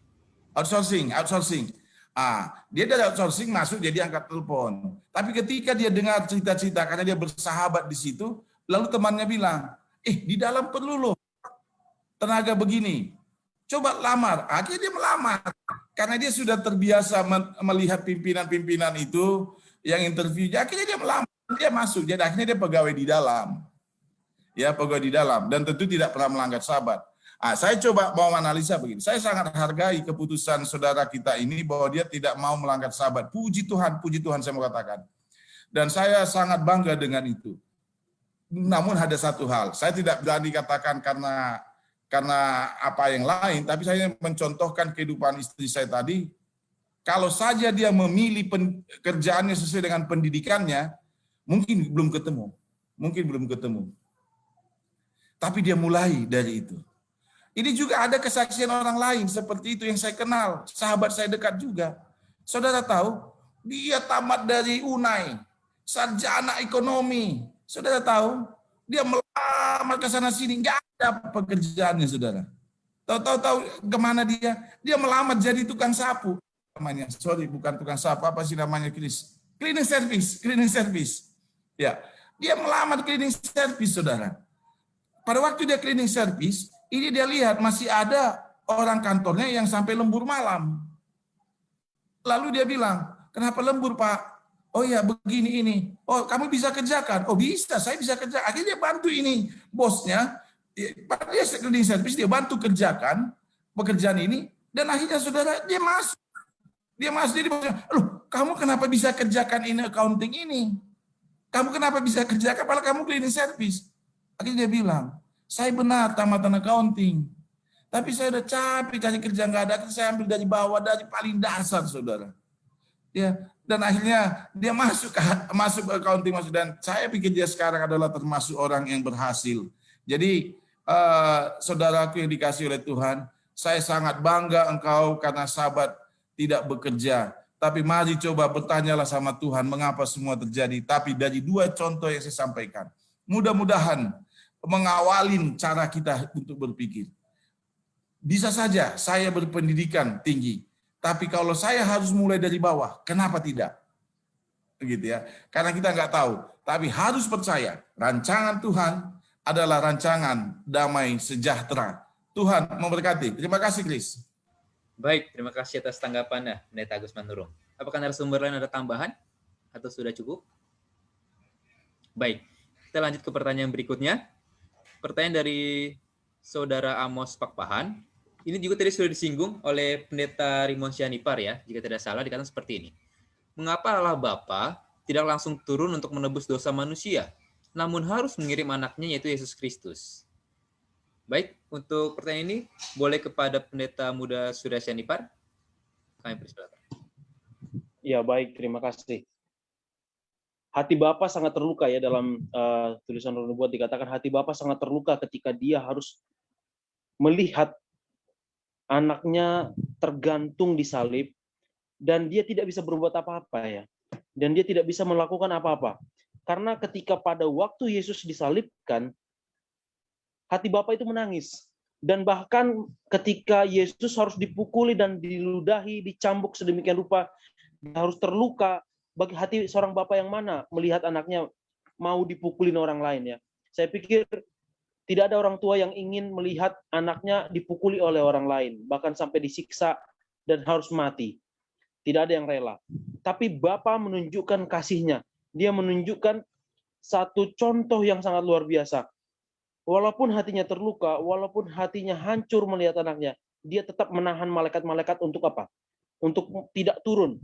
Dia bisa saja mengirimkan 10.000 malaikat, seperti kata lagu 10,000 Angels Cried. Dia bisa mengirimkan 10.000 malaikat untuk membunuh semua manusia. Tapi ada firman dalam pelajaran kita dikatakan begini. Melalui Yesus, melalui kematian Yesus, dikatakan kematian Yesus itu adalah kematian yang dengan sukarela. Ya. Dalam buku Roh Nubuat dikatakan mereka mengadakan rapat, siapa yang harus kuutus? Siapa yang harus diturunkan ke dunia ini? Sebab kalau mereka dari kealahan mereka harus turun, maka semua manusia akan mati. Lalu siapa yang harus mengambil rupa manusia, yang harus menjadi manusia untuk merasakan dosa itu? Sehingga apa? Sehingga manusia ini bisa diselamatkan. Dan inilah bentuk kasih Allah Bapa itu. Dan karakter kasih Allah Bapa ini dinyatakan oleh Yesus. Dia dengan sukarela dikatakan apa? Dalam buku kita dikatakan apa? Ia menderita dan mati dengan sukarela di kayu salib karena dosa-dosa kita dan menggantikan tempat kita. Dan kalau dikatakan demikian bahwa itu adalah bentuk kesukarelaan, maka karakter ketiga oknum ini pun merasakan yang sama. Kita harus mengimani karakter ketiga oknum ini pun merasakan sukarela yang sama. Kalau Yesus harus menderita, maka Allah Bapa pun merasakan penderitaan itu. Kalau Yesus merasakan sakit, maka hati Allah Bapa pun akan apa? Akan lebih sakit. Dan melalui kematian Yesus ini, disinilah Yesus menyatakan bahwa Allah itu adalah apa? Allah Bapa itu adalah Allah yang kasih. Ketika Yesus mati, ketika Yesus harus menggantikan kita sebagai penanggung dosa, maka di sana Yesus menyatakan, ini loh karakter Bapa yang sebenarnya. Kalau kalian dulu memahami dalam perjanjian lama kalau Bapa itu adalah seorang Bapa yang pembalas, Bapa yang penghukum dosa, enggak begitu. Kalian sudah jauh salah memahami apa? Memahami karakter Bapa. Aku nyatakan kembali karakter Bapakku itu sendiri. Ini karakter Bapa. Dia rela mengirimkan aku untuk apa? Untuk menggantikan engkau menjadi penebusmu. Supaya ketika kita bertemu kembali, maka engkau bisa apa? Bisa diselamatkan. Itu mungkin sedikit tambahan dari saya, Chris. Mungkin kepada panelis. Baik, terima kasih atas tanggapan yang begitu baik dari Pendeta Muda Syarnipar ya. Bagaimana ada kedekatan ataupun persatuan antara Bapa dan anak. Meskipun tadi Pendeta Rimon Syarnipar sudah memberikan tanggapan, apakah ada tambahan lagi Pendeta terkait pertanyaan ini atau penjelasan lebih lanjut? Saya persilakan. Saya pikir sudah kita sampaikan bahwa kenapa tidak Allah sendiri turun? Dengan mengirimkan Yesus sendiri pun itu sudah sama. Sehingga Yesus berulang kali menyatakan, yang melihat aku, melihat Bapa. Ya. Jadi dalam hal ini, walaupun wujud Yesus turun ke dunia ini, tetapi Bapa itu senantiasa mendampingi Yesus. Mulai sejak lahir di Bethlehem, sampai di Sungai Yordan, sampai di kayu salib, sampai dia dimakamkan, Bapa itu tak mendampingi, ya, dengan wujud yang tidak kelihatan, karena tidak ada seorang pun yang sanggup melihat wajah Bapa dengan mata berdosa yang sekarang ini. Jadi dengan demikian, mengapa tidak Allah Bapa? Karena mereka sudah sepakat mengirimkan Yesus. Maka dikatakan, dia mengirimkan anaknya yang tunggal. Jadi itu atas kesepakatan. Jikalaupun Yesus yang turun, itu sudah Bapa sendiri yang menyelamatkan manusia. Terima kasih.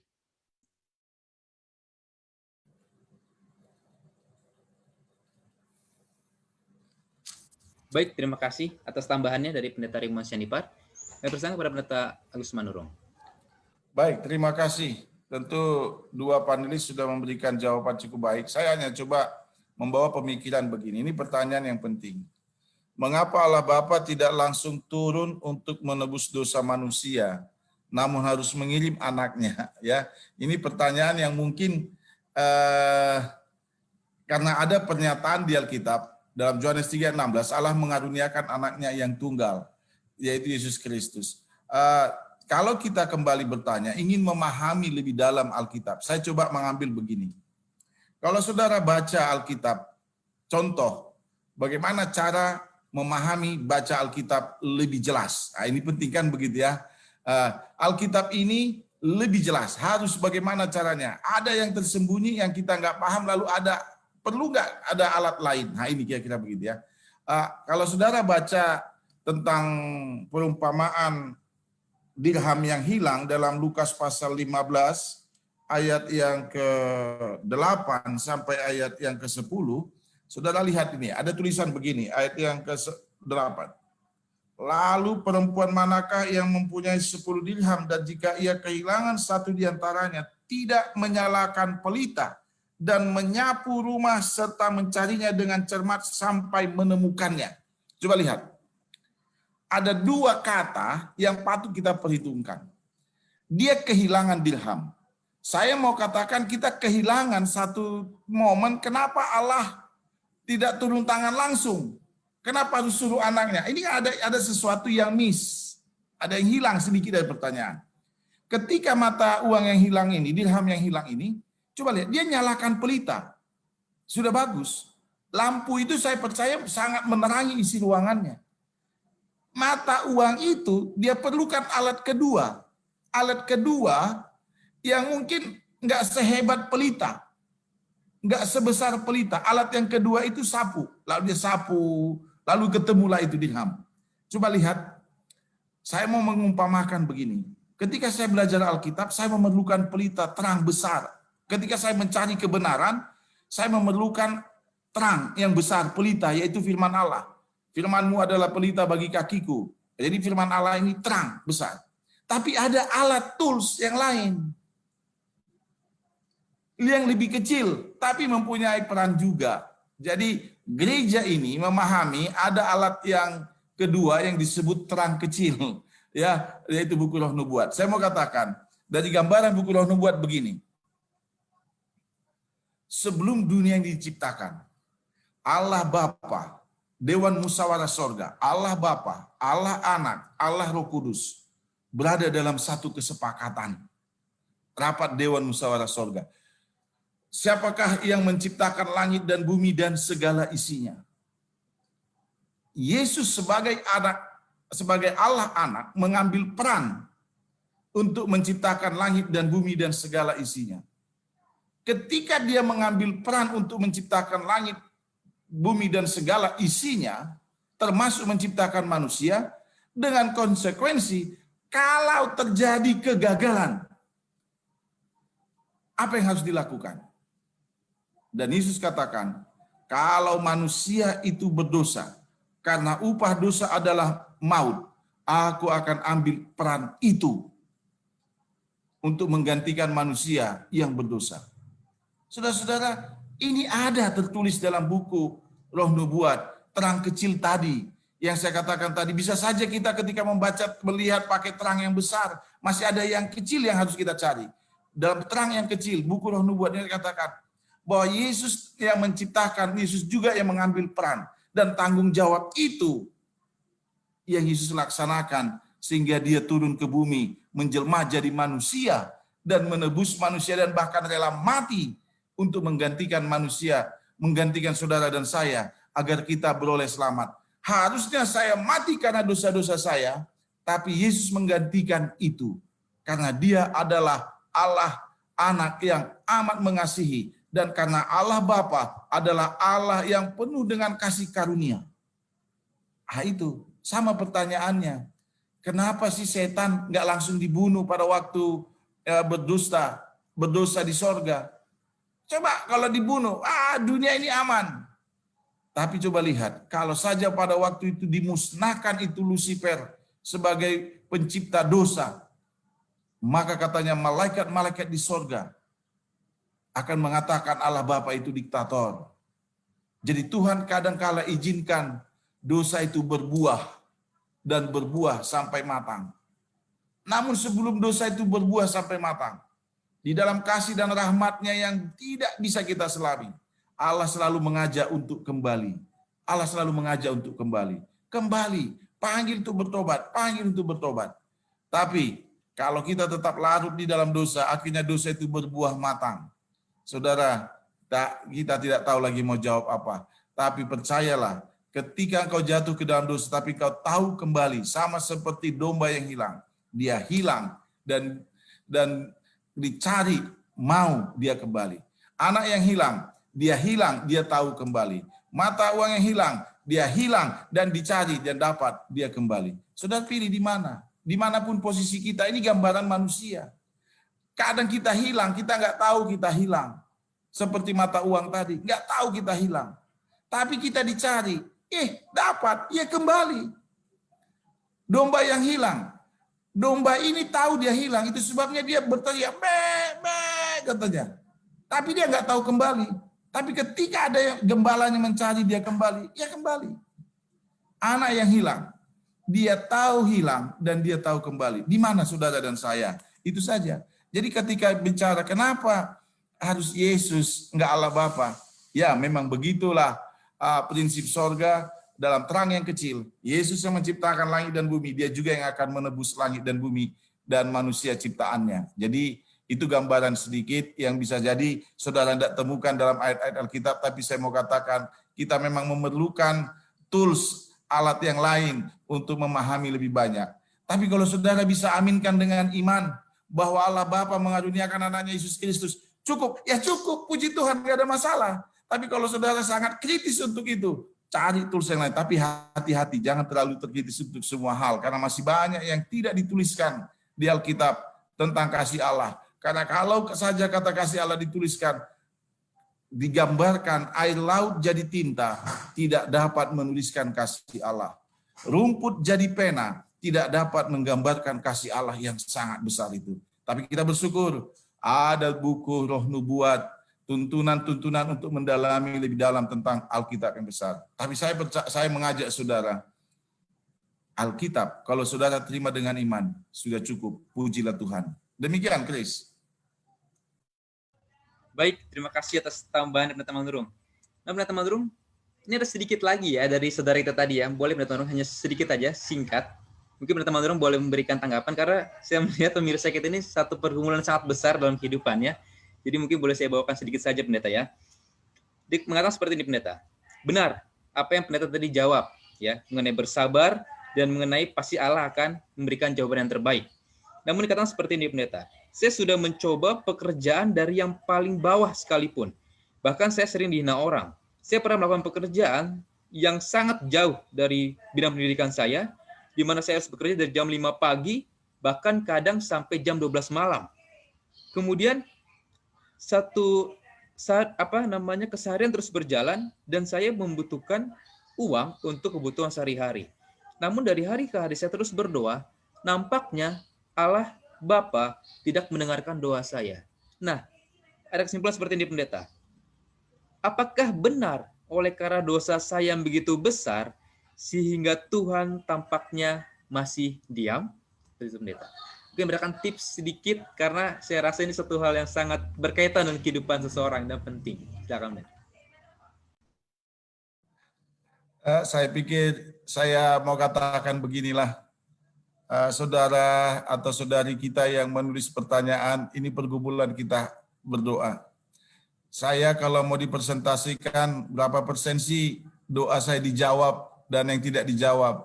Mungkin kalau ditimbang, pasti lebih banyak yang tidak dijawab daripada yang dijawab. Lalu mengapa saya tetap setia? Nah, ini aja yang penting kan begitu ya.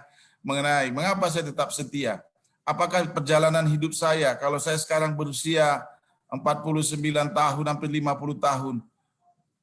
Apakah saya menjalani hal yang baik terus? Terkadang Tuhan izinkan ujian itu untuk menambah kekuatan dan iman kita, supaya kita lebih banyak berdoa. Memang uniknya di masa pandemi ini, contoh di masa pandemi ini, tanya aja semua orang Kristen, lebih banyak berdoa atau tidak? Lebih banyak angkanya dibanding sebelum pandemi. Saya percaya itu angka itu ada. Gitu. Tapi bagaimana kita harus sabar dalam penderitaan? Saya pikir kalau ayat Alkitab katakan sabarlah di dalam penderitaan. Bahkan ayat yang lain, baik itu ke penderitaan, aniaya, dan bahkan kematian, tidak ada yang dapat memisahkan kita dari kasih Allah. Ini ayat-ayat yang luar biasa saya pikir. Tapi bagaimana, apakah mungkin ini praktek ini, apakah mungkin ini iman ini terjadi bagi saya begitu? Pertama begini, ketika engkau menderita, jangan berburuk sangka kepada Allah bahwa Allah senang kau menderita. Tidak. Tidak. Ketika engkau susah, jangan berburuk sangka bahwa Allah senang melihat kau susah-susah. Tidak. Tidak. Allah pun di dalam segala rahmatnya yang luar biasa begini. Gambarannya begini. Pernah saudara tahu itu lumpur hidup ya? Lumpur hidup. Kita di dunia ini bagaikan berdosa itu dibagaikan di lumpur hidup. Lumpur hidup itu semakin bergerak kita semakin apa? Tenggelam. Tetapi Allah pun mengulurkan tangannya untuk mengangkat kita dari lumpur hidup itu. Apakah saya sudah pegang? Ya, saya puji Tuhan, berdoa jam 5 pagi, berdoa. Ya, tapi saudara begini, ada petunjuk mengenai doa. Doa itu bukan mengajak Tuhan turun dari langit untuk kita. Bisa tangkap ya? Tapi doa itu mengangkat kita ke hadirat Tuhan. Artinya mengangkat keimanan saya. Gitu ya. Jadi coba banyak orang berdoa kata Tuhan, datanglah ke dunia ini bantu saya. Coba kalau Tuhan datang udah kiamat, saudara. Ya udah kiamat, itu bahasa sederhananya. Tapi coba bayangkan, seharusnya ketika saya berdoa saya harus makin kuat. Saudaraku yang kekasih, yang sampai saat ini merasakan penderitaan itu, saya mengajak jangan berburuk sangka. Kita juga nggak tahu sampai kapan saudara akan mengalami itu. Tapi kalau saudara percaya bahwa Tuhan itu maha besar, selalu ada jalan keluar yang Tuhan berikan. Jangan tutup dirimu kepada orang lain. Jangan tutup dirimu seakan-akan orang lain tidak ada yang perhatian. Jangan. Saya mau katakan satu lagi kesaksian, mohon maaf ini. Masih ada waktu, Chris? Ya, saya mau kasih kesaksian. Saudara-saudara, saya pun pernah mengalami sedikit penderitaan dalam pelayanan ini. Satu kali saya harus beribadah di satu rumah anggota di tengah-tengah kaum mayoritas. Saudara tahu, waduh, banyak ancaman datang, saudara. Pada waktu kami ibadah di dalam rumah itu, kami tidak bernyanyi, kami hanya berdoa. Dan ketika kami berdoa, tiba-tiba listrik padam.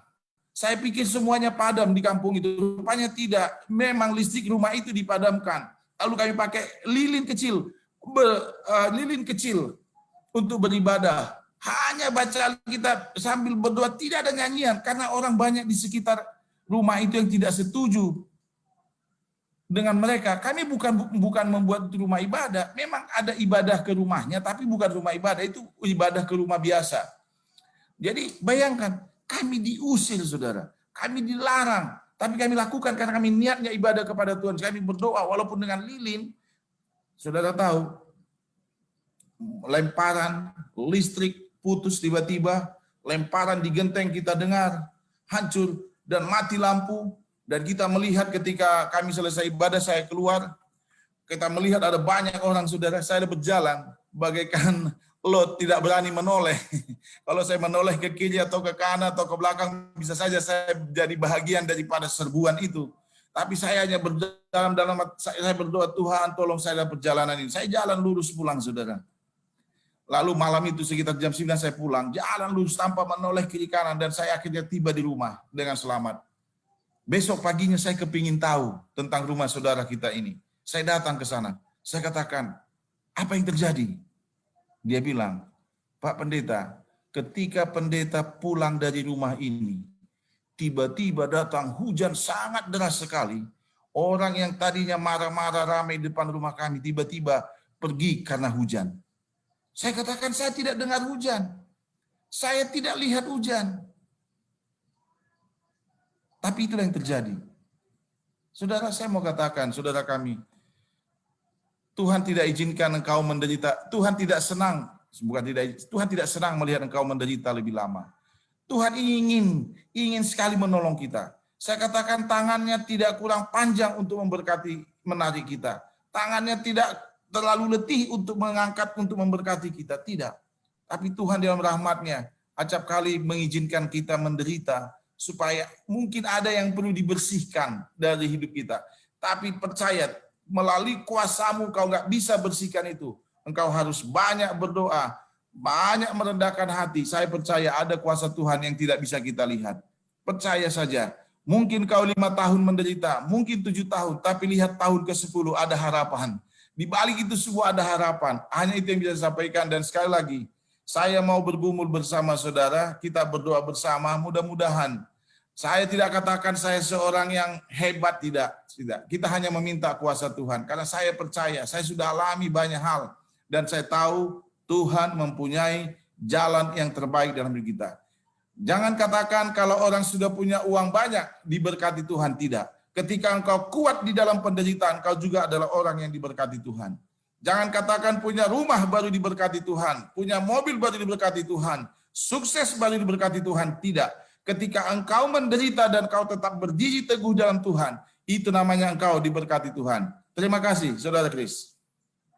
Baik, terima kasih atas penjelasannya Pendeta Manurung. Ini ada pertanyaan terakhir. Ini terakhir sebelum kita closing statement. Mungkin para panelis boleh menjawabnya secara singkat, karena ini pertanyaan terakhir. Dari Ibu Entin Kartini dikatakan seperti ini. Kenapa dulu Allah bilang, mata ganti mata, gigi ganti gigi? Tapi kenapa Yesus dibilang, dipukul pipi kiri, berikan pipi kanan. Dulu harus dibalas, sekarang harus mengalah. Ya, kami berikan kesempatan ini kepada Pendeta Rimon Sianipar. Silakan. Baik, saudaraku yang kasih dalam Tuhan, apakah Allah itu berubah? Jawabannya tidak. Apakah Allah itu merubah hukumnya? Jawabannya tidak. Tetapi kenapa di perjanjian lama Allah berkata, jika seorang memukul engkau, balas pukul. Jika seorang membutakan engkau, balas butakan dia. Sebenarnya saudaraku, Allah itu Allah yang kasih. Allah tidak pernah berubah. Kenapa terjadi seperti itu adalah karena Allah itu melihat pada saat bangsa Israel keluar dari Mesir dengan keras tengkuknya, dengan kekerasan hatinya, dengan berat hatinya untuk datang kepada Tuhan, harus keras seperti itu pada waktu itu. Bukan karakter Allah, Allah yang keras. Bukan Allah yang berubah, tetapi Allah ingin umatnya lebih baik di hadapan Tuhan. Kalau kita baca di dalam Keluaran pasal yang ke-21 dan 22 itu tentang peraturan-peraturan yang Tuhan berikan, tujuannya hanya satu, demi kebaikan umatnya. Ya. Demi kebaikan bangsa pilihannya. Ya. Allah yang memilih bangsa Israel. Bukan Israel yang memilih Allah. Tetapi Allah yang memilih Israel. Maka di perjanjian baru, Allah yang sama memilih kita, Allah yang sama menginginkan kita masuk surga. Bahkan dikatakan di dalam Efesus 1:4, Allah telah memilih kita sebelum dunia dijadikan. Allah ingin sebenarnya kita ini suci, kudus di hadapan Tuhan. Sehingga diberikanlah peraturan pada waktu itu yang bisa mereka terima. Yang mereka bisa mengerti bahwa mata ganti mata, gigi ganti gigi. Sebenarnya ini bukan karakter Allah, tetapi itulah yang mereka tahu. Itulah yang mereka bisa lakukan. Karena pada waktu itu, dengan keras tengkuknya, dengan keras kepalanya, mereka itu harus dibuat keras supaya mengerti. Karena Tuhan menginginkan bangsa Israel memasuki tanah perjanjian yang berlimpah susu dan madunya. Ini saja yang dapat saya sampaikan. Dengan kesimpulan, Allah tidak pernah berubah. Hukum tidak berubah. Tapi kebaikan Tuhan untuk umatnya tetap hingga selama-lamanya. Terima kasih. Terima kasih banyak Pendeta R. Sianipar atas tanggapannya. Selanjutnya kepada Pendeta Muda Surya Sianipar. Kami persilakan. Ya, baik. Kalau kita kembali fokus ke dalam buku pelajaran kita pada malam hari ini mengenai karakter Allah, maka kita bisa melihat ya, tadi sudah disampaikan oleh kedua panelis bahwa karakter-karakter Allah yang dinyatakan dalam buku kita ini adalah karakter-karakter Allah yang di luar nalar di luar sebagai kayak dalang gitu loh. Kalau kita memahami perjanjian lama dan perjanjian baru ini seolah-olah berbeda karena kita melihat Allah itu hanya sebagai dari sosok yang jahat ya. Dan itu merupakan suatu hal yang manusiawi. Namun buku ini menjelaskan karakter Allah tidak ada sebagai tokoh yang jahat di sini. Kalau kita memang dipukul orang kemudian kita balas pukul, itu adalah sifat-sifat yang jahat, itu sifat-sifat manusiawi. Tapi karakter Allah yang dinyatakan di sini dikatakan tadi apa? Dalam perjanjian lama dikatakan Allah itu Allah penyayang dan pengasih, ya. Allah itu tempat perlindungan, Allah penebus, Allah yang suka mengampuni, Allah yang setiawan, Allah yang penuh kebajikan, Allah keselamatan dan Allah pembalas. Hanya satu kata yang disebut sebagai Allah pembalas. Namun lebih daripada itu, disebutkan Allah itu adalah Allah yang penuh kebaikan. Nah, disinilah kita perlu memahami bahwa pelajaran ini kenapa harus diungkap pada malam hari ini, bahwa kita jangan sampai melihat Allah dari sisi itu terus gitu loh. Jangan sampai kita berkutat pada pelajaran yang mengatakan bahwa orang jahat akan langsung dihukum, semua akan disiksa dan akan apa? Dan akan mati. Tapi kita melihat dari sisi yang lain. Kita mengubah pola pandangan kita, jangan sampai mata kita ini hanya berkutat kepada Allah itu Allah yang pembalas, yang pembunuh, penyiksa, enggak. Tapi kita melihat, di sini kita diperkenalkan kembali kepada karakter Allah yang sesungguhnya. Bagaimana Yesus sudah memperkenalkan karakter Allah Bapa dalam kehidupan Yesus dalam perjanjian baru, kita harus mengenal kembali karakter Allah Bapa yang sesungguhnya. Yang perlu kita ketahui dan kita imani bahwa Allah Bapa yang sesungguhnya dalam perjanjian lama pun adalah Allah yang apa? Adalah Allah yang penuh kasih. Ya, jangan sampai kita harus lepaskan itu. Jangan kita ikat di dalam pikiran kita. Kenapa Allah itu Allah yang tukang ganti gigi dan pukul gigi, maka ganti gigi, mata ganti mata. Enggak, jangan begitu lagi pandangan kita. Kita belajar doktrin Alkitab untuk mengetahui karakter Allah adalah karakter yang kasih, bukan karakter sebagai karakter pembalas. Kalaupun ada sisi pembalasnya, itu disebutkan sebagai apa? Allah Bapa juga akan melaksanakan keadilan. Nah, bukan sebagai Allah pembalas, tapi Allah yang penuh keadilan, yang membalaskan keadilan bagi orang jahat dan membalaskan keadilan bagi orang kudus. Nah, itulah dari sisi inilah. Kenapa kita belajar? Ya supaya kita mengubah pola pandang kita tentang karakter Allah yang sesungguhnya. Jangan lihat dari sisi pembalasnya, tapi lihat dari sisi Allah itu Allah yang berkeadilan gitu. Kalau orang jahat memang harus dihukum sebagai orang jahat, tapi kalau dia berubah jadi orang baik, maka dia akan dibela sebagai apa? Sebagai orang-orang kudus. Nah, itulah Tuhan yang kita pelajari malam ini, Allah Bapa itu. Terima kasih. Baik, terima kasih Pendeta Budha Surasian Ipar sebagai melengkapi. Selanjutnya Pendeta Manurung yang terakhir ini. Ya, ada 3 hukum dalam perjanjian lama atau dalam kehidupan bangsa Israel. Pertama, apa yang disebut dengan hukum moral, itu datangnya bagaimana Allah menunjukkan perlindungan dan kasih, yaitu 10 hukum kepada manusia. Dan kemudian ada yang dikenal dengan, yang kedua ada yang disebut dengan hukum upacara. Jadi ketika orang masuk rumah ibadah, bawa ini, bawa itu hukum upacara. Dan yang ketiga saya istilahkan ini dengan hukum sosial kehidupan bernegara. Jadi memang ada peraturan di negara, kalau seseorang membunuh, maka dia harus dihukum mati. Tapi ketika dia membunuh dengan tidak sengaja, ada aturan hukum sosialnya gitu ya, ada hukumnya. Ya kalau sekarang istilahnya itu hukum perdata apa pidana, saya nggak bisa samakan, saya nggak paham ya. Tapi ada hukum itu. Dan orang yang mata ganti mata itu kan implementasinya kalau dia membunuh maka dia harus membunuh. Tapi kalau dia membunuh tidak sengaja atau membunuh karena apa, itu ada aturan-aturannya bagi bangsa Israel. Kalau saudara mau lihat itu, kalau enggak saya salah tadi di Keluaran pasal 21 atau berapa saya tentang hak budak dan sebagainya. Jadi saya kasih tahu begini, hukum yang dari Allah itu hanya satu, yaitu hukum moral yang ditulis tangan oleh Allah sendiri di Sinai, 10 hukum. Ya, ada 10 hukum, 1 sampai 4 hubungan tentang kealahan, lalu 5 ke 10 hubungan sesama manusia. Ya, jadi inilah yang dari Allah. Jadi kalau saudara mau tanya, mana mata ganti mata dari 10 hukum Allah? Enggak ada. Lalu kalau hukum manusia perdatanya itu kan ya buatan manusia. Bagaimana hakim harus memutuskan satu perkara terhadap kedua kejadian yang dihadapinya, masalah yang dihadapinya, memang ada harus, itu namanya hukum tata negaranya. Ya itulah caranya hakim memutuskan di dunia ini. Kan bayangkan kalau dia membunuh, lalu sebagai seorang pemimpin Musa membiarkannya, atau hakim dipanggil lalu hakim nggak punya jalan, ya udahlah, ya, nggak bisa, harus ada hukum sosial itu.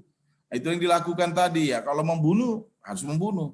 Tapi kalau dia jawab, oh ini diselidikin, ternyata dia nggak sengaja gini, ada lagi aturan mainnya, gitu ya.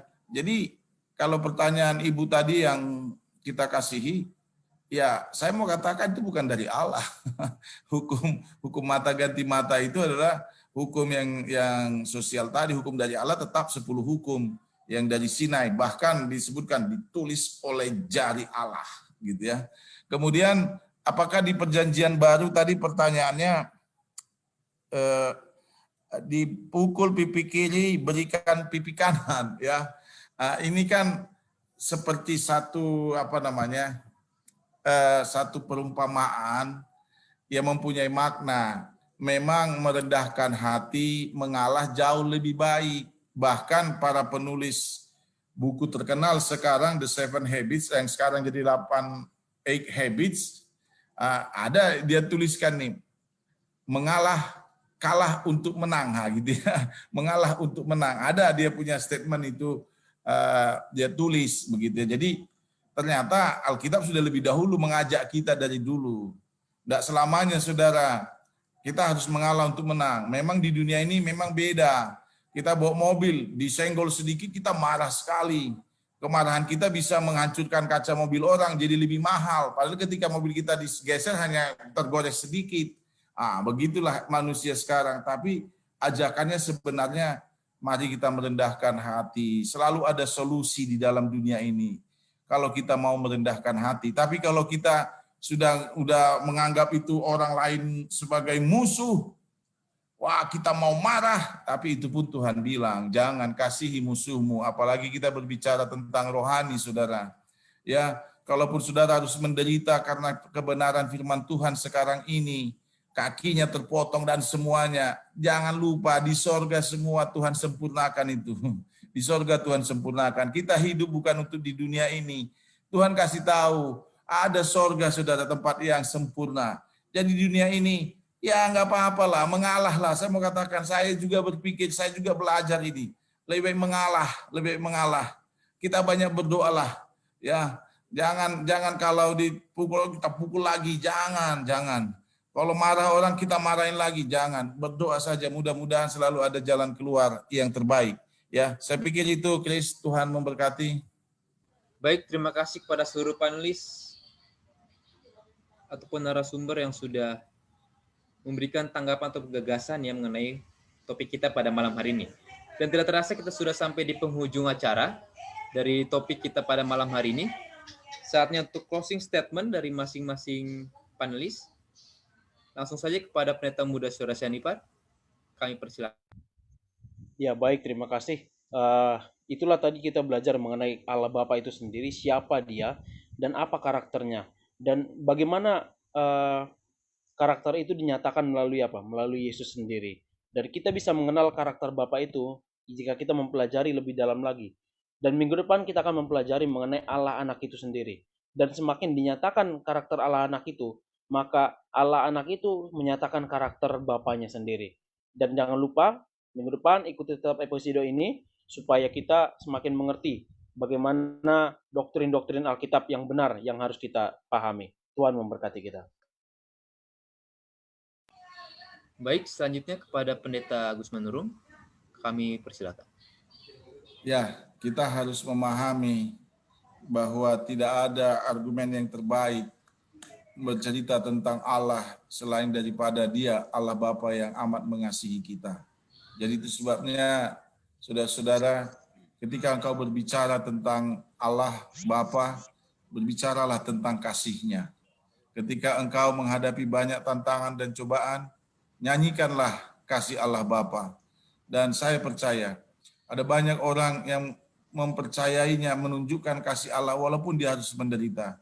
Dan jangan lupa, kasih Allah terbesar adalah menyelamatkan kita, membawa kita ke dalam kerajaan sorga. Tuhan memberkati kita. Baik, kepada Pendeta R. Syanipar, kami persilakan untuk closing statement kita. Baik, saudara yang kasih dalam Tuhan, ingatlah Allah itu Allah yang baik. Di perjanjian lama, di perjanjian baru Allah itu sama. Bahkan saya ulangi tadi pernyataan Alkitab yang menyatakan Allah itu sama, baik kemarin, hari ini, sampai selama-lamanya. Bapa itu baik dahulu, sekarang, sampai selama-lamanya. Oleh sebab itu, kasihilah Allah dengan segenap hatimu, dengan segenap akal budimu, dengan segenap kekuatanmu. Maka berkat Tuhan akan mengalir padamu. Semoga Tuhan memberkati kita. Baik, sekali lagi terima kasih kepada seluruh panelis atas segala pengetahuan yang sudah kita dapatkan pada malam hari ini. Dan kepada pemirsa yang menyaksikan tayangan ini, dimanapun Anda berada, semoga dapat menjadi kebaikan bagi kita semua dan semakin lebih mendekatkan kita kepada Tuhan. Dan kami mengundang untuk bagi yang ketinggalan acara ini dari awal, tetap bisa mengakses acara ini atau kegiatan ini di channel YouTube GMHK Jatiwangi Jakarta. Dan sebagai penutup, kami undang kepada Pendeta R. Syanipar untuk boleh memimpin kita di dalam doa.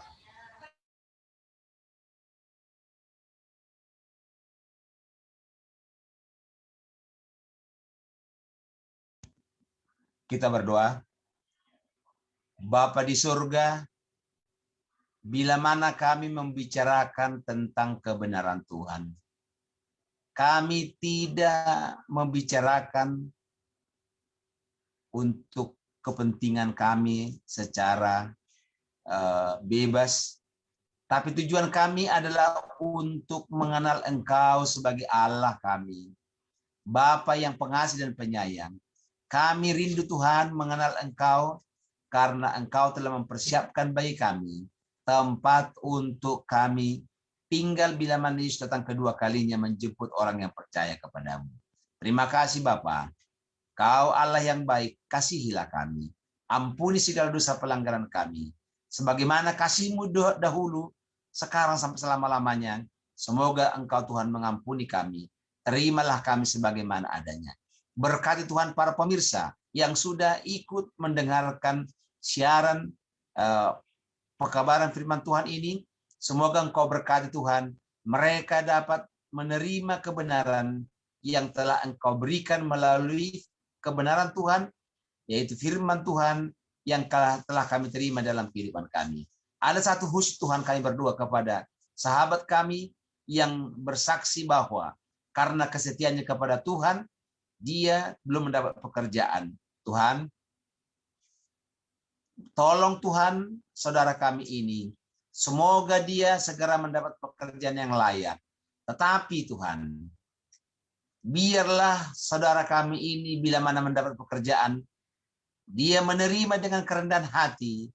Dan semoga dia Tuhan akan membantu pekerjaan Tuhan melalui persembahan dan persepuluhannya, melalui segala sesuatu yang bisa menolong orang lain bila mana Tuhan telah bukakan berkat Tuhan kepadanya. Kami percaya saudara kami yang telah menyatakan kesaksian itu betul-betul akan mendapat pekerjaan yang layak yang Tuhan berikan kepadanya untuk masa akan datang. Umat Tuhan yang sudah mendengarkan, berkati Tuhan, berkati usaha tangannya, berikan kesehatan, jauhkan kami dari pandemi virus corona ini, agar kami Tuhan boleh merasakan sukacita di dalam rumah tangga kami, dalam pekerjaan kami, memuji serta muliakan nama Tuhan. Inilah dua permohonan kami kepadamu Tuhan, pertemukan kami kembali pada minggu akan datang, dalam pembahasan dari firman Tuhan, semoga jadi berkat bagi kami. Dalam nama Yesus kami berdoa. Amin. Amin. Terima kasih doanya dari Pendeta R. Syanipar. Terpujilah nama Tuhan, kita sudah menyelesaikan pertemuan kita yang ketiga di malam hari ini dengan bab 3 Allah Bapa. Baik kita semua para panelis ataupun narasumber bisa open mic kita dan kita mengucapkan terima kasih dan Tuhan memberkati kepada seluruh pemirsa yang menyaksikan tayangan ini. Tuhan memberkati semuanya. Terima kasih, Tuhan memberkati. Sampai bertemu. Tuhan berkati.